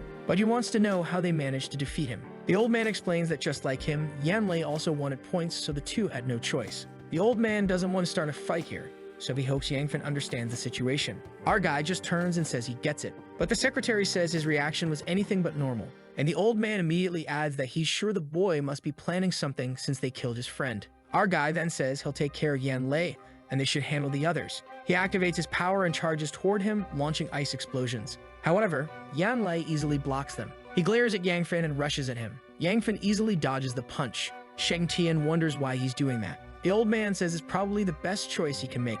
There's no way he can defeat both of them and still handle these three creatures on his own, so that's why he wants to keep cooperating. However, he warns the secretary that at any moment, Yangfen will probably attack them, so they should be cautious. She says she'll keep an eye on him, and it's a good thing he's fighting Yanlei since that will consume a lot of his energy. Yangfen dodges again, thinking he made a big mistake. Unfortunately, Yanlei had to face the strongest boss from the Wheel of Heaven in the first round. Face to face, Yangfen says he knows this will make you sad, but he needs to finish him off. The creature charges, screaming, and punches straight into the shield. But as the smoke clears, it notices something. Yangfen had activated a tornado and was starting to absorb its power. Yanlei prepares again and throws another punch at our guy. But at that moment, his arm starts getting consumed. Our guy says he'll have to help him survive, but in another way. And with that, he begins absorbing his body. Yanlei is then pulled into the black hole. Yangfen turns to see if the others have handled their side. The phoenix was screaming, approaching the ground as the gravity girl easily brought it down. The old man then arrived beside her and delivered a punch straight to its head. Seeing that the old man looked a bit exhausted, she ran over and asked if he was okay. He said he was just a little fatigued and asked how Yangfen was doing. At that moment, our guy appears and says he's done. The old man is impressed that he won. Yanlei didn't have a single scratch on him. Apparently, he showed no mercy to his old friend, which is dangerous. But in this situation, the old man can't provoke the boy either. The orb congratulates everyone, saying they can finally leave this place. A gate appears at the back of the Colosseum. The three begin walking toward it, but they find it strange that they haven't received any rewards yet. At that moment, a window appears. The secretary is shocked when she sees it. The message says they need to kill one of the other two to claim all the rewards they've received so far. They could all survive safely or eliminate one more person to take the prizes from this place. Seeing the two standing side by side, Yangfen already knows this won't end easily. And the worst part is being alone, he's sure the two will issue a challenge. However, unlike the message he received, they must choose someone to challenge. The secretary will challenge the old man, and she also doesn't want to do something like that to our guy. He's wondering if everyone got the same message he did. Considering how everyone is eyeing each other, Yangfen assumes this is the case. He can see that the old man seems to be harboring murderous intent, so it's clear he received a different message.